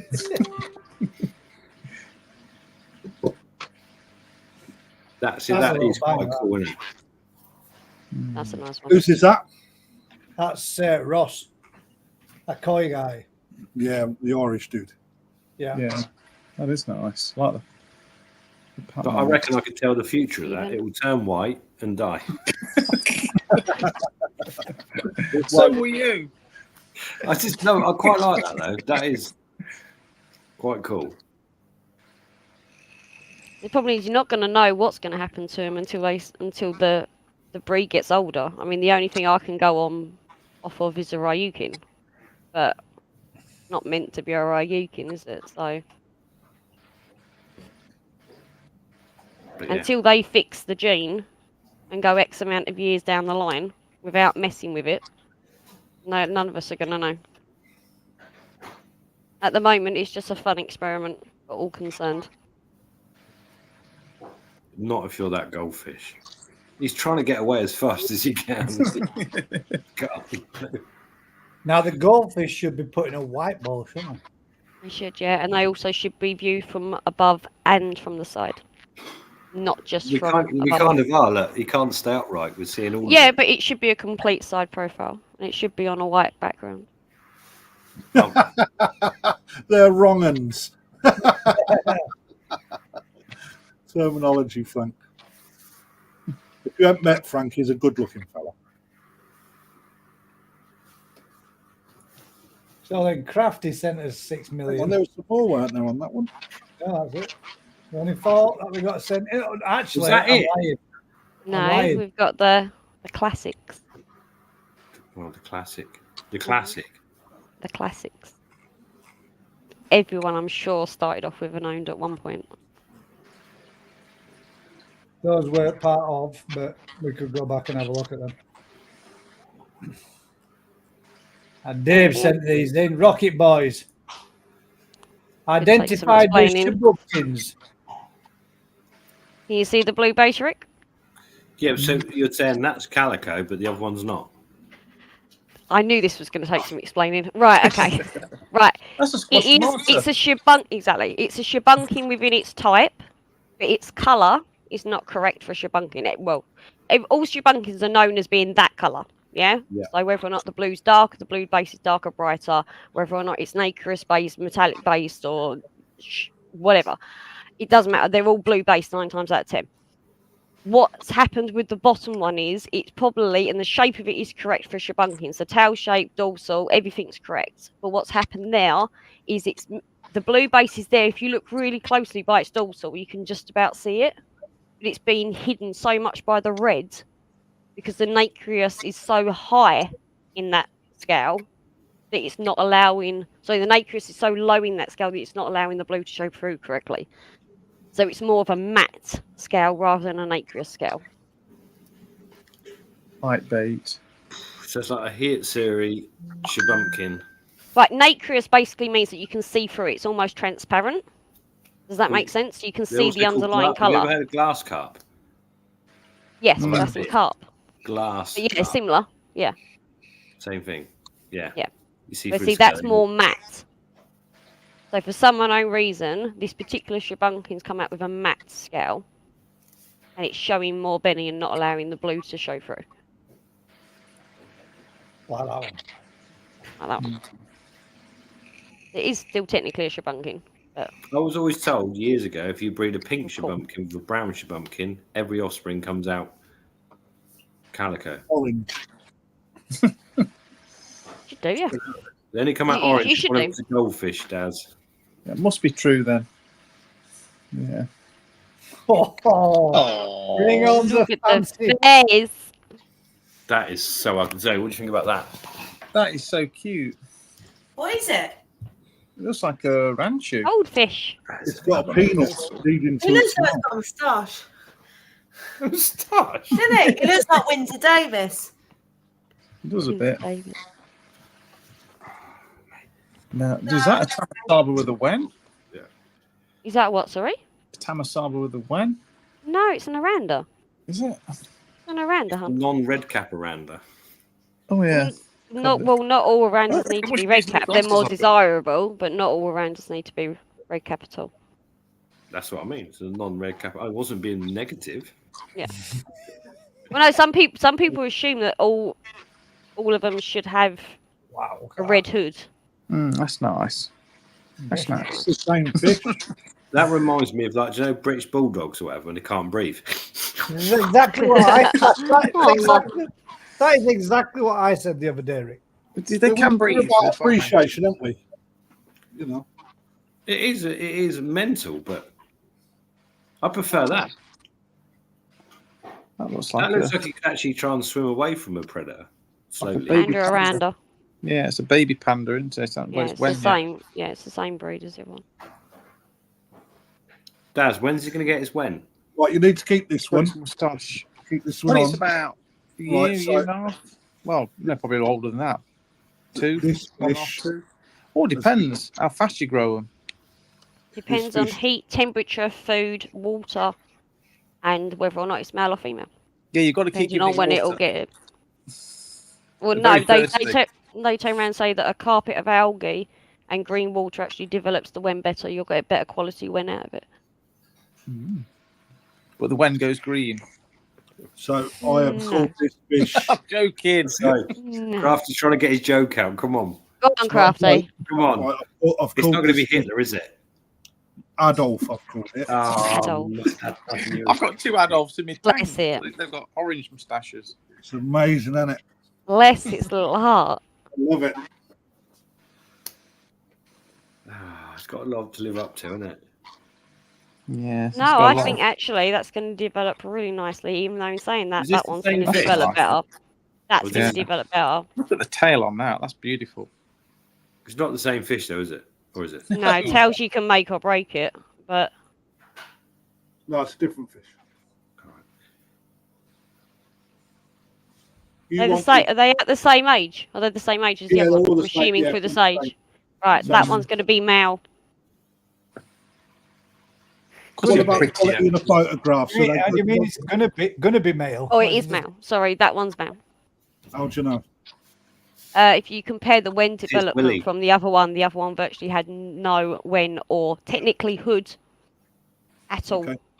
That's good. I'm Where that one's starting to come up already. So I would hazard a guess that would be it's got high potential to be male than female.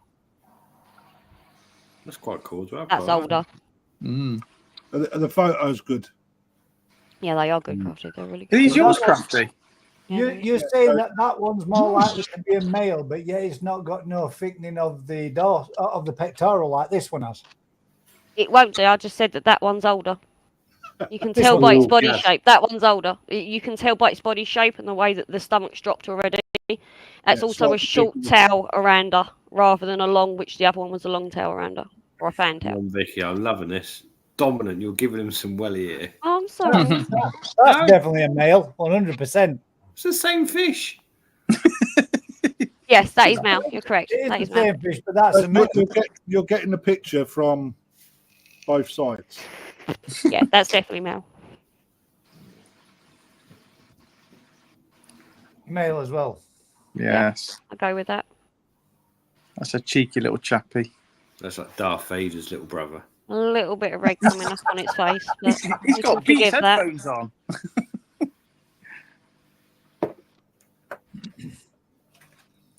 I appreciate the quality of some of them. And the photography, that's insane photography. I like that. Yes. Thank you, Rick. If that had white spot, is mate, good. we'd see it from here, wouldn't we? Looks like a little lamb. That's how good the photo is. You could actually do like pretty much health check. Oh, there you go. That's all right. So The all brain. of these will be for sale by the end of the week on the website if anyone wants them. Nice. Is that a panda aranda? Or a Yeah. sunset aranda? No, it's panda. What's So the it's difference not a between a cow. sunset and a panda? No, it's not a cow, no. What's the difference between a what, sorry? A panda aranda and a sunset aranda. It's the colour. It's literally the colour. But It's I only thought it was- different. I could see red in that, like a sun. All right, I don't know. No, that's extra red coming up where it shouldn't be. The panda itself to be black and white is very hard. It's a bit like who was it that mentioned the cow? Rafty, was that you? You said cow? Yeah. Yeah, right. A cow technically is actually a calico as well, but it's the calico that's been bred out, so you cannot see the white base or the blue base, sorry, through the nacreous scales. But you will still get the red showing through him so often because its baseline is a calico. So the last one to me was like a Shirt series. This one's a Heat series. Yeah, so this is what I mean. It's You crack on. all very confusing for my brain because obviously I've learned all this and now I'm trying to do it. You know, it's very confusing. Oh my God, there's That's- millions of them, Crafty. I've seen all That's of the the boxes. chocolate. That's quite That's insane. female. Got the size of its tail. Ready. I don't think they're going to survive the apocalypse, though, are they? Absolutely not. No. No, For starters, there'd be food. they're not fast swimmers. We'd all eat them.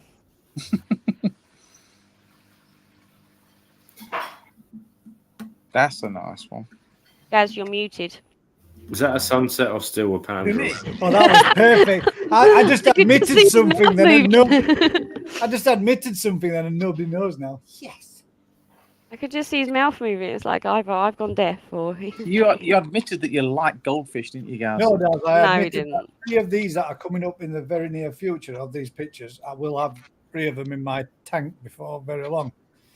They are. The brainwashing is complete. Not at all. Just That's because it. for my grandchildren. That one's got a Totally. nosebleed. There's only one type that I like, and that is the Tamasab. but You know, that- Summer, the have more myself. I've spent with these, Mhm. the more interesting they are. They are. Yeah, You they're learn to wicked. love them.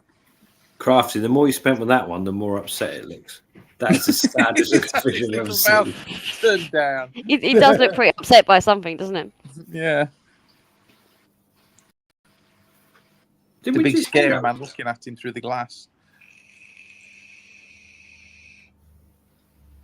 See, again, it's a panda, but obviously it's got that red just Yeah, popping that's- through. You're missing a photo, Gaz. Come on. Get Well, that's. I mean, sometimes they start black and white, and then they just change, to end up like that, like a tricolour blooming panda, don't they? Well, like I said, they are technically. That's what they are. It's just they've tried to They're wheedle called out shit the red. showers. Shit showers when it all goes a bit peaked on So like you've that. got to expect it to foul every so often. Yeah.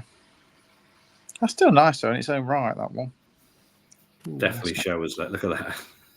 Mm. So these are still arandas, or we've moved into a different category? No, these are all still arandas. Yeah, I So knew what's that then in the Goldfish fins? Is that really. Motoguru or Tejime or is there a special Neither, because goldfish that's all term? koi talk. It's black I in know. the fin. Black in the fin. Right, so here's a It's question. all been for you. translated, right? You've got to remember that where these come from thank you. isn't Japan. These are No. all China, and we've had them Yeah. now for so long that it's been translated. So, Let's like make I new keep names saying, then. why can't we swap what they're calling them for English names? Because yes, over there they call that Benny. That's we Darth don't. Maul. That's definitely We call that Darth Maul. Red. 100%. I don't. It's very Go confusing. back for me, Gaz. No, just that last picture, dude. Oh, shite. That one. No, it was the one after that. Right, so you see where you've got that black in the scale, Yeah. like on the side, right? So, what is there going to be development in this, or Yes. is what you see what you get? No, Is there that gonna be should develop. pattern change, or That everywhere where you're seeing that should develop into a solid black scale. There is no Huron in that, meaning two colours to the scale. So that's a single colour scale developing. got you? So that So the whole scale will become that colour, not this whole.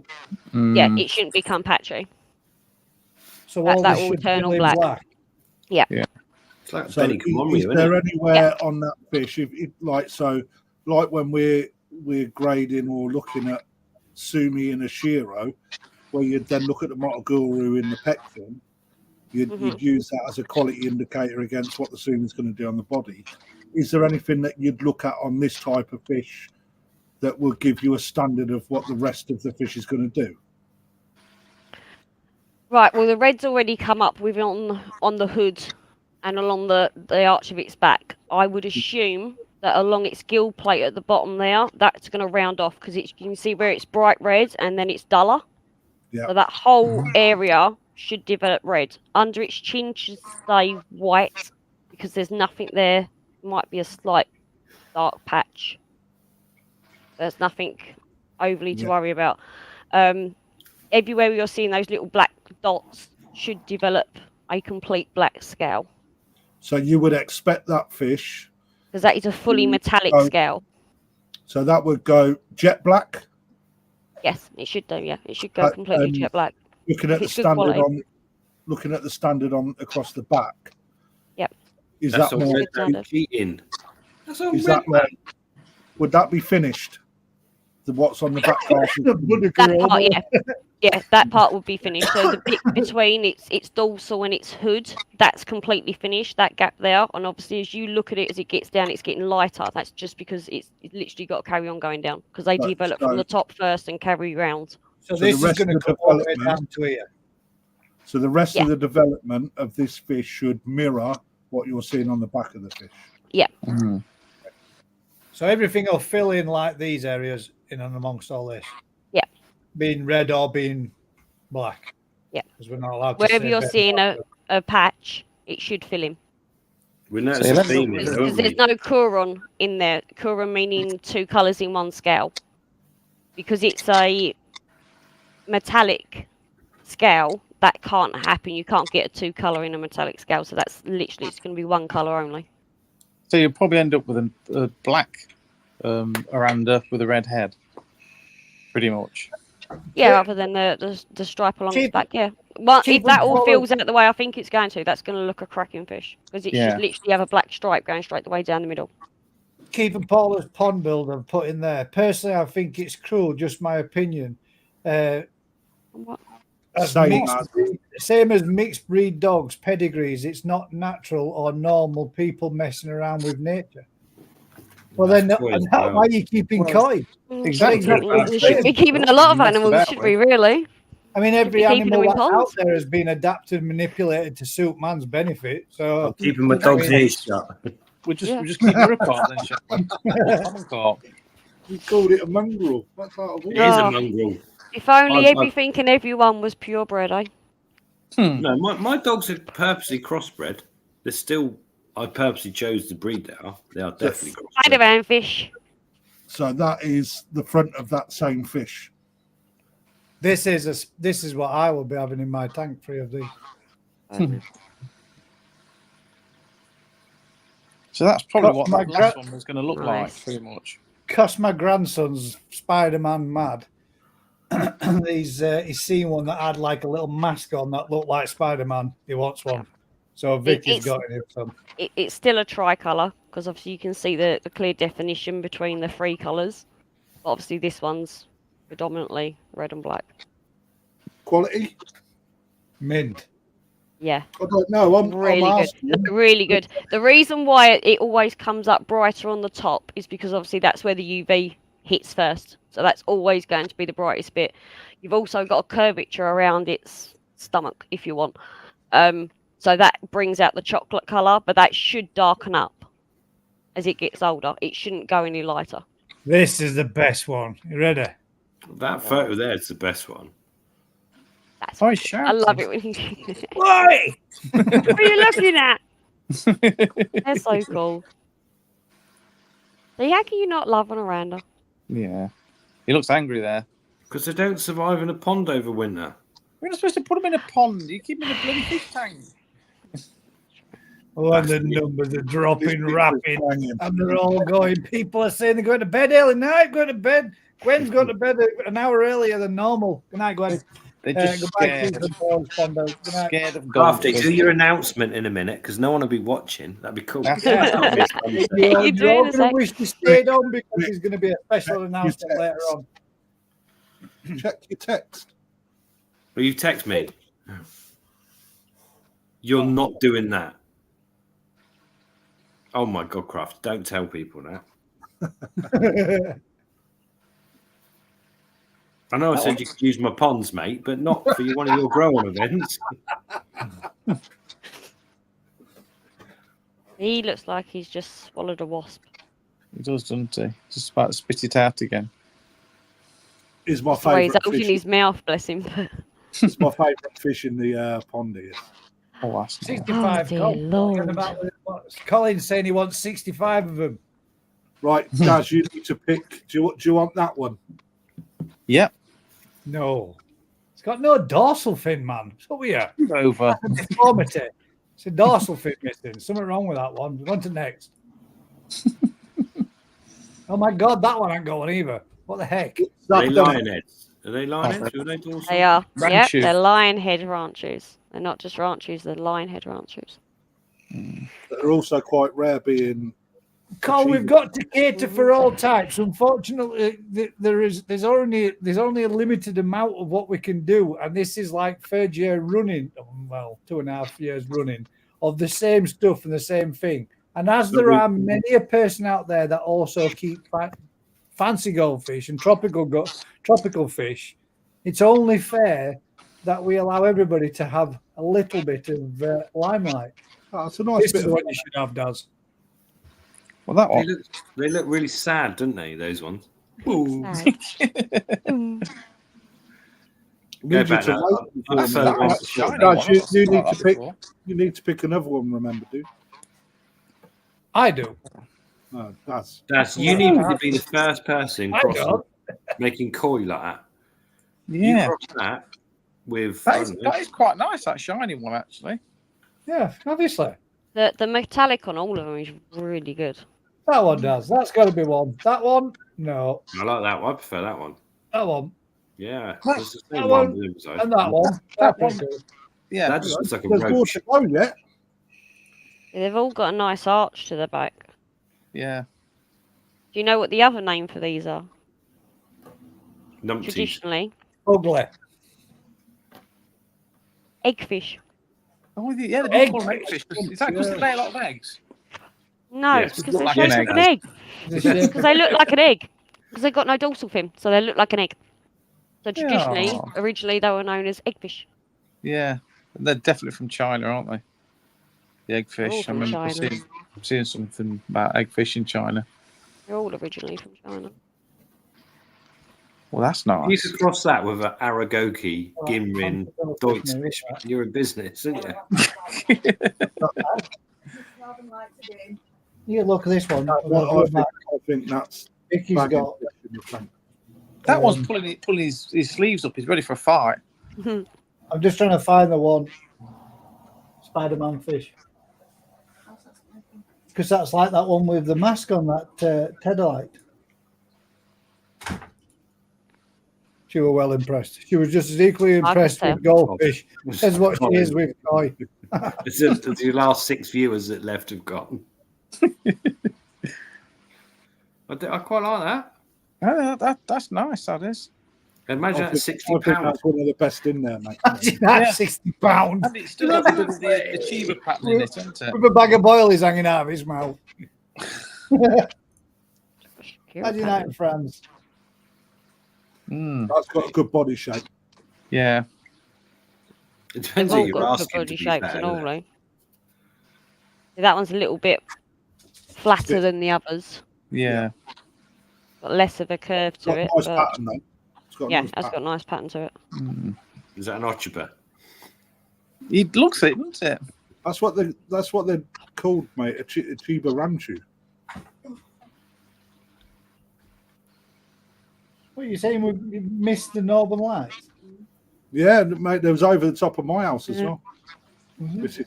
Mrs. Do you know what? They're over all our houses, aren't they? They're everywhere.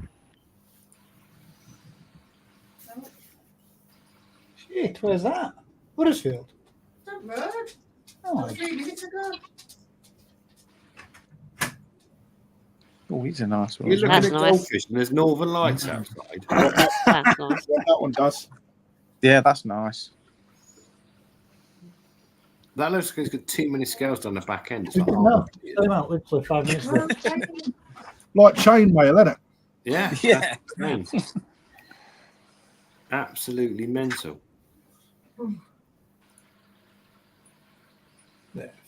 These are fugly, that's for sure. He's nearly as bad as fugly eyeballs, man.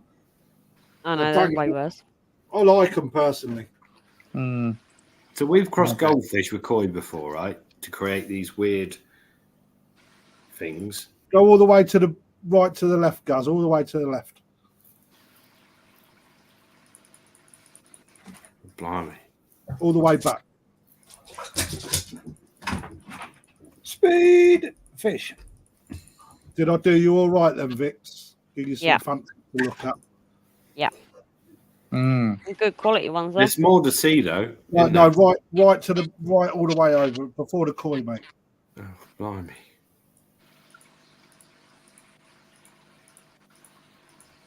The last one I sent you, basically. Oh, I must have that. Mm. Well, yeah, there's some wow, interesting. they're bangers. Yeah. So the 3 colour ones in there, calico or not? Yeah, the calico. And the red and white ones are Sarasa? Or No, not? they're just red and white. What do does you call Sarasa them, red mean? and white? Oh. Kahaku. So Sarasas are not only just red and white, you can get Sarasas in different colours. Yeah.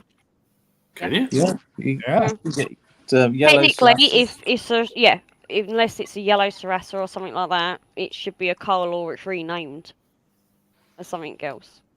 So one of these is sold. It's the one with a black stripe going across its back. Yeah, mate, that's not Oh, well. surprised. Yeah, That's the gone. best one in there, isn't it? It looks like a little Sankey. Something about the bottom. Yeah. My favourite one's this one that just jumps at the bottom of the like there. With Oh, a white well, back. it keeps jumping around everywhere. Crafty, there's no way one of them's jumping out your tank. Mate, it's Not having a really. good go, isn't it? Mate, they jump out and bounce back in. He's jumping nowhere. These are NND, high quality, hand picked. They're £275 each. Insane. Insane. Certified as well. And And they come breed from- real easy, these, Rick. Really they easy. come from the Fat Sumo bloodline. That's Super. I just made that bit up, but it sounded mint. It did. It sounded cracking. Well done. that one at the top left now, mate, is insane. Hang on. Wait for him to come around. He's at the bottom. He's at the bottom. Right at the bottom. Pause it. To the right there. The one on the right there. With the little Tancho spot. His head's so small for his body. That is just That's just such a wrong one, isn't it? They look like little dodging cars, don't they? That one there that keeps belting around everywhere. They're surprised that one. It's cool. Nah, you couldn't pay me. I'd be You couldn't really- pay me to have one of them. I'm sorry. See, I'd be really interested in these in a few years' time. They More than what I am now. these sit in your hand. They're not little. They sit belly in the hand like that. Because they can't run away. No, but I'm saying the price at 275. They're this size, but they're big this size that sit in your hand. They're really, really big fish. And just look how deep the Benny is in them, man. They're fucking. Yeah, they do look nice quality. Red. It's not Benny. Fucking Benny, mate. I'm selling them. Don't make me do it. I'll call it fucking Benny if I want. It's my Benny and I'll try if I want it. Right, Daz has got some now to share with you. Come on then. I'm going to do it. Do it. Now, all I'm going to Oh, say it was is, you that said it, actually. Me? see if you can Yeah. ID this, but I didn't get no come through. It says, sorry. There's no such thing as a tancho spot on a goldfish.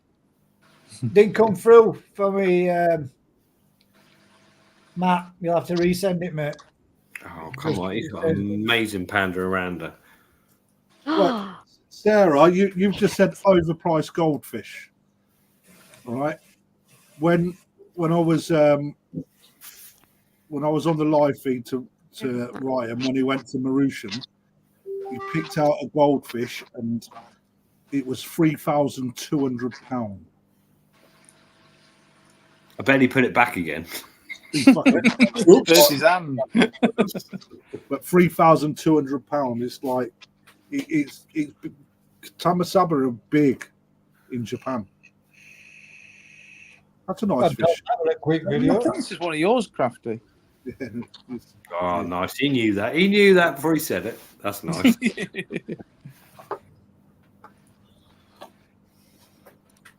Oh, terrible tancho spot. Oh, that's one of mine as well. No, that one was from. Oh, That good. Too thin. That one's done about 4 spawns. That's a female. Knackered. I've got 2 tanchos in. I've got 2 tanchos in my tank from that, does. Yeah, I've got about 20 tanchos from it. So they do Vicky, breed. they've all got tanchos from it. Yeah. Say it. I did say it. Oh, that Can't keep fighting. That's another one from yours, Crafty, I think. nice Good, long head. good high silver body, line. isn't it? That's good structure. Nice shine on it. That's Mauritian. Yeah. Where do you think its spine goes in its body? Like, Up its ass. On the top. Did you film your Shakira on one? I think I've filmed them all. That's one of me own bred ones. Well, that looks fucking bad. you want to get a bit closer, mate. Yeah, but you don't want to be filming a screen, mate. That's cheating. Quality, though, isn't it? He's not going to Banging get little that fish, from isn't it? that. Yeah. I've This got is double one of tail. Dad's pocket grenades. That's 6 months old, that one, is it? That was spawned in April. Pocket grenade. Are these the ones that These are the pocket grenades, Vic. Yeah. Gaz done on film? Yeah, they kept tossing them into the bloody Mirandas. tanks. Yeah, they're crossing an Aranda, but they're not Oh, nothing like an Aranda. What parent fish did you use? Oh, these are not Tamasaba lines. No, these Aranda. are these are These are Daz's madness lines. Yeah. Deutsch Sankey cross. you'll see the parents in a bit. They've got a lovely shine on them. And the parents nothing like the what these are. Okay, so that had a fantail, didn't it? Yeah. These are all That's from the nice. same. Yeah, these are all from the same spawn. Look at That's that. Apache. That one. It's called an Apache. So when you've got reds and literally you've just got that black line going across the top, it's classed as an Apache. I thought Good it was a to know. Mohican. But does it No, not it's look an like that a Apache. week later? Does it change? It could change. Could absolutely change. It could go change. from an Apache into a complete red. At the Goldfish. moment, as it stands, it's an Apache because it's colour. So as it changes, it will change colour as well. Its base is the fact that it's an Aranda, for instance. Its colour can change. That one's a misshapen shabubkin. No, not. it's a It's calico. Tell you what, Calico. fell really quick. Calico Ryukin, isn't it?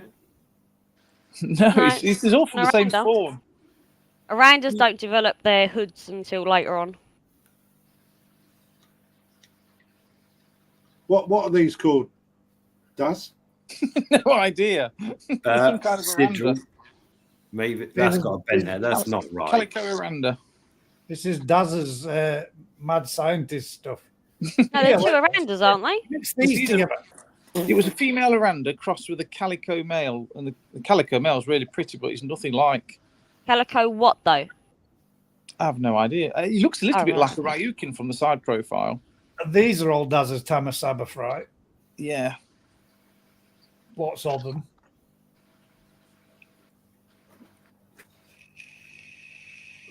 Has got a lot of sure emojis. Oh, sorry, I mean whitefish. I don't know where to go.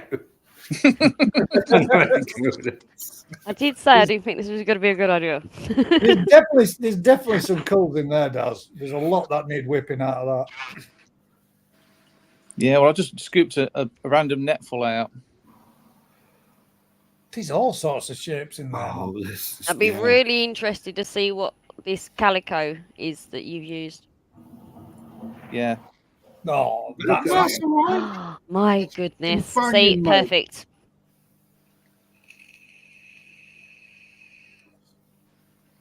Perfection. Look at That's a that. great fish. that one is a panda Aranda, yeah. Yeah, that's definitely Yeah. a panda. It's not a cow. No, Oh, no, you. Right, this is where two different breeds. Okay, that's a ranchu. yeah. It is. That's But an what- egg. A normal variety ranchu. of ranchu? It's a short-tailed ranchu, and that is basically what Rick was saying earlier about the sunset. Its coloration would be classed as a sunset. Is it a red and white? Yeah, technically. That is the male that I used. And that's calico. That's calico, yeah. That is a calico with a blue base. Only just, apparently. Did you breed that one as well, Daz? I bred that one, yeah. Oh That's my God. so. This is Okay. That's why. That's why. That's, Did you just say, oh my God, then? why did you say, "Oh my God"? What's wrong? got a Right, no. short tail, I'm trying to work isn't it? out what's made that.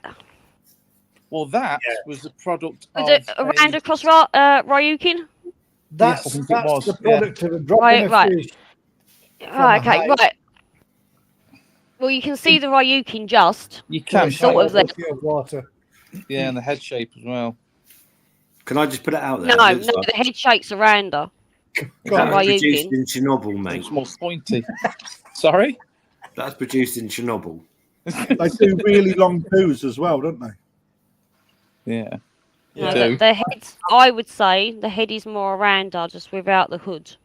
Now that is a Ryukin. That is a Ryukin. That was the Ryukin used to produce the one you've seen. So You did crossed they that with use that. Ryukin as You part used of a that breeding mother- program for ranchu? Said that. Yeah. Well, that's one not to go back to, isn't it? What do you mean? You guys. Well, it's produced some really nice colour. It'll No, the be body interesting. that should be more up here, shouldn't it? Yeah. Well, it is now. I mean, this is only 12, 18-month old When fish. you look at that profile there, I mean, it might. It's only this big. It's got some growing to do. Yeah. Yeah, but that's never going to grow a spine and alter its genetic form of its body, is it? It's just going to bulk out. It's not going to get a higher spine. And the spine on that one is way higher. Yeah, but am I That looking to get a higher spine on it? Well, no. No. Depends what you're looking to breed. I'm not What- trying to what turn are you it looking into to a fucking Ryukin or a Tamasaba. What was your aim at? What was the end goal? There was no end goal. All right. It was But I am science. Then it's pleased fine with- then. with what they've produced. This current lot, they're all nice, got nice shine to them, nice body shape. Yeah, although all those young that he's produced are way better. Yeah, this is it. They're nothing like the parents, so it doesn't matter what the parent looks like. No, I know. I've just wondered why you put them together in the first place. I'd like to see though what's going to happen, whether the back's going to develop or whether or not the I'd hood's quite going like to that. develop. Yeah, I do. I from the young that are all with these in the same pond, there is some little beauties, but I Yeah. prefer all of them with a single tail over the lyra tail or split tail, whatever you Oh, want. I like the Oh, cool! That means there's a little one. There's a little More pocket fantastic. head in there that looks like a miniature Tamasaba to me. That one's Any cool. more? That one's really nice. It's proper fast as well. I didn't tried bother that. filming loads of them because I thought there'd be that many people sending pictures in. No, Obviously, I I didn't was think wrong. there'd be many if I was being honest. Is that it? Is that the one? Is that the one with a single tail?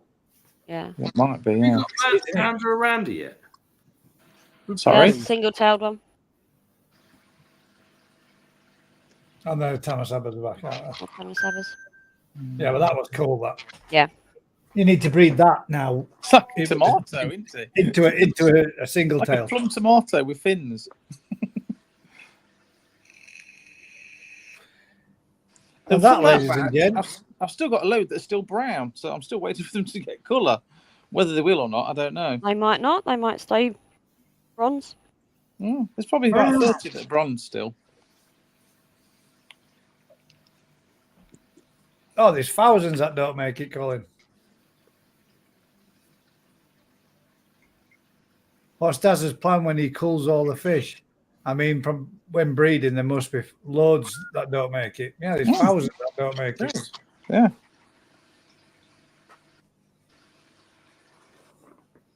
Even more nowadays. The fancy goldfish appreciation. Right, I'm going to redirect Matt's to you. All right, sweet. Have you sent that on Telegram? Yeah, still send. Apparently, my phone's blocked because Dave's still sending me a 44-minute video. Oh my god. Still. We've seen that. We've already identified this. It's a messed up, deformed koi. You haven't had it on here tonight. You're still messed up. No one knew that. This should have been. It should have been a cull. Should have never been allowed to get to that size. That's a weird thing, Look is at it? it. What the? It's What the hell is that? a koi. How's that any different to those goldfish you showed us? That's ugly. It looks If like I'm being honest, not much, because somehow it started to develop a hood.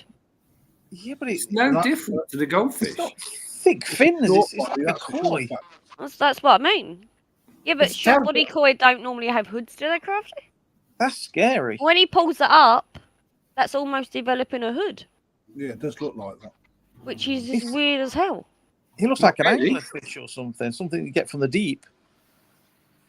Well, how's it any different? It's not developing a hood. It's just got that Man, much that of a is deformed ugly. head. Yeah, but it does look like it's developing a hood, though, doesn't it?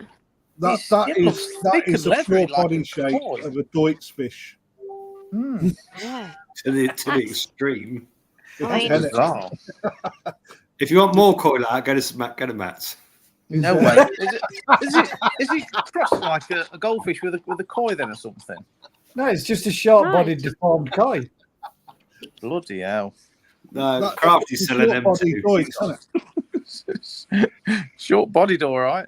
But that is so short body. That does look like a kimono. you laugh, though. Someone in the world could fall in love with that, breed it They with have. another short body, and make thousands of them, and then we all could end up going mad over them like bloody Tamasabas. No. No. You That say one that, wouldn't- but it could happen.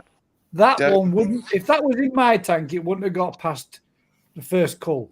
I look wouldn't like have a got fucking yours, but I tadpole. wonder It look who like a else out there tadpole with says they're cute. fins. Yeah. It does, you're correct, but so does a lot of the fancy Tadpole goldfish. I mean, I love fancy goldfish, but you give me a bubble eye and I'll quite happily throw it up against the wall. Yeah. I love I don't like Can't bubble stand eyes. them. They're There horrible. was one on that. Celestials, one on bubble the other day, eyes. Its eyes were there, and it had Telescopes. boobs and ears. Oh yeah, the double bubble. Yeah. Yeah. They're Double they're bubbles. calling them double bubbles, but yeah, it's Swedish. They're out And here and down here as well. It looks like it's got like Yeah. I really That's like weird, that Why are you keeping that little bugger? I really like the buffalo heads. That Oh, they're one's nice, for they two are, yeah. things: They are nice. altitude and distance. Pom-poms. Yeah. No, I'm not so keen on the pom poms. Oh, big pom-poms look mental, mate. Like big floaty bogies on their face. No, I like the pom poms. Like Yeah. pom poms They are look- cool. They look funny when they're swimming along and they're bouncing. And red caps, I like them as well. Yeah, they're nice. Yeah. Do you think as Fizzing humans we around, just though. breed every Yeah. animal we can to look as absurd as As possible? possible. Yes. I done a You know thing. why? as well. Because we like playing It's not God. absurd, it's cute. I done a thing. Ah, you did a thing. What is it? Coral. Something marine. swimming in there. I done a marine tank today. Mhm. Mm. My You first do one. all the dabbling. I am doubling. Oh, Is it live coral? Has you got an enemy in there? There's Crafty? there's literally a rock formation, a clownfish, a yellow goby, and a neon Benny at the moment. Nice. is that pink? The neon Benny. No, it's blue. The blues. Yeah. The pink ones are like with the purpley pink on the heads and then into the white bodies. They're cool then. Yeah, I wanted to put a moray eel in it, but it'll eat everything. Yeah. Yeah. Yeah, when they start Yeah, getting big, it's We got a big long one in the shop. I like pissing it off by walking down the tank, moving the lid, and it goes.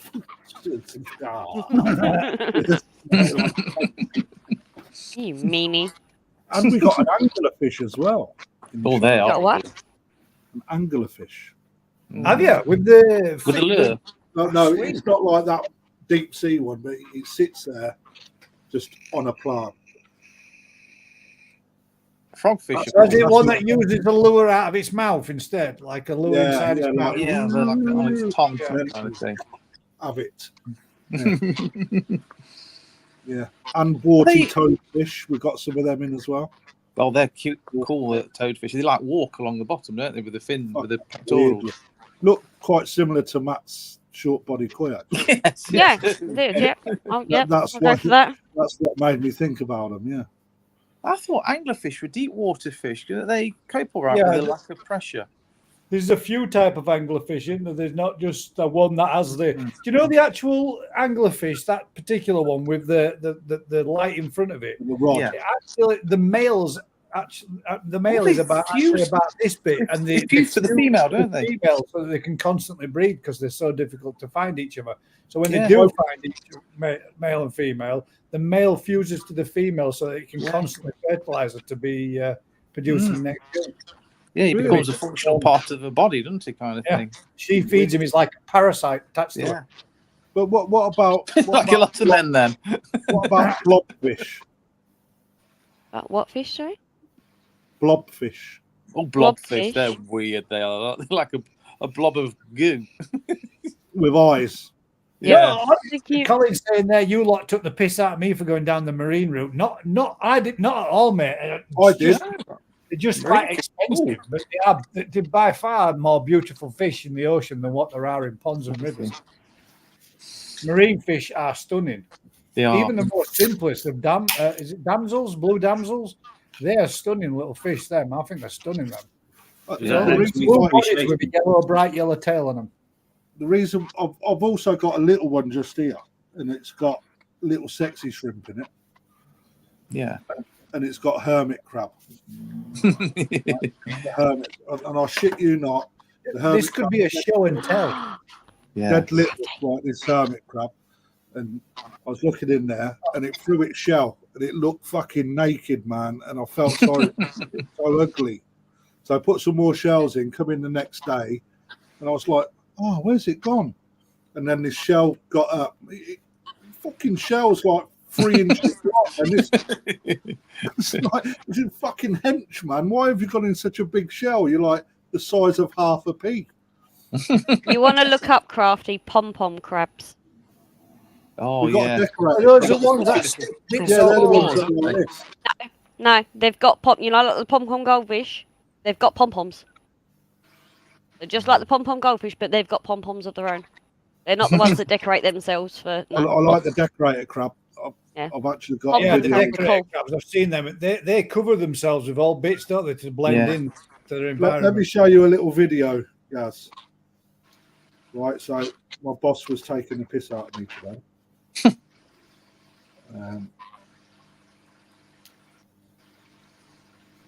And he become a decorator crab, and he just started putting stuff all over him. What? This is mental, isn't it? And he was going, "I'm a decorator crab." Has he ever seen Octonauts? What? Mate, if you Octonauts, they do all sorts about decorator crabs and pom-pom crabs and Octonauts. You should look it up, mate. It's about Is that a kids program? Kids? No. What's it? How to spell it? Just bear in mind, Octonauts. Daz, that the only two people that know what octopus are the two people with kids roughly the same age. Octonauts. Mate, I've learned more from that program than anything else. Is it really? like horrible Transformers? Did you just look under CITV, Crafty? You'll find it there. That's what I'm saying. Is it like horrible histories? That's like you watch it and learn more from horrible histories than what you ever did in school about the whole Kind of. thing. You see the everlasting Nowhere squid near or as good as it's nowhere near as good as Horrible Histories. whatever. Oh, I think it's quite good. Nowhere near as good as Horrible Histories. As long as I Pingu used to needs love shooting. Horrible Histories when I was a kid. Dumb Ways to Die is better. Yeah, that's cool as well. Anyway, ladies and gents, next week's Koi Appreciation is going to be the last Koi Appreciation of the season. Ever. Yeah, it may be forever, but I doubt it. It does kill the view in public. It definitely does. Mate. What we're going to do is your favorite purchase of the season. Doesn't matter who it's from, where it's from, what type it is, whatever the fish is. I'd like you to send in your favorite purchase of the season. So just the one, your favorite one that you've got this season, and bang that through to us in the usual places. Anyway, guys, thank you very much for joining us this evening. Thank you very much for the panel for joining us this evening. And for everybody that's tuned in, usual thing, guys. If you've been enjoying this kind of content, do us a huge favor. Like, share, subscribe. Tell a friend. Till next time, keep smiling, guys, and we'll catch you on the next one. Your cricket bats. You're not. You're very nice people. Except Very Don't nice. listen to him. you Your cricket bats. others are cricket bats. True.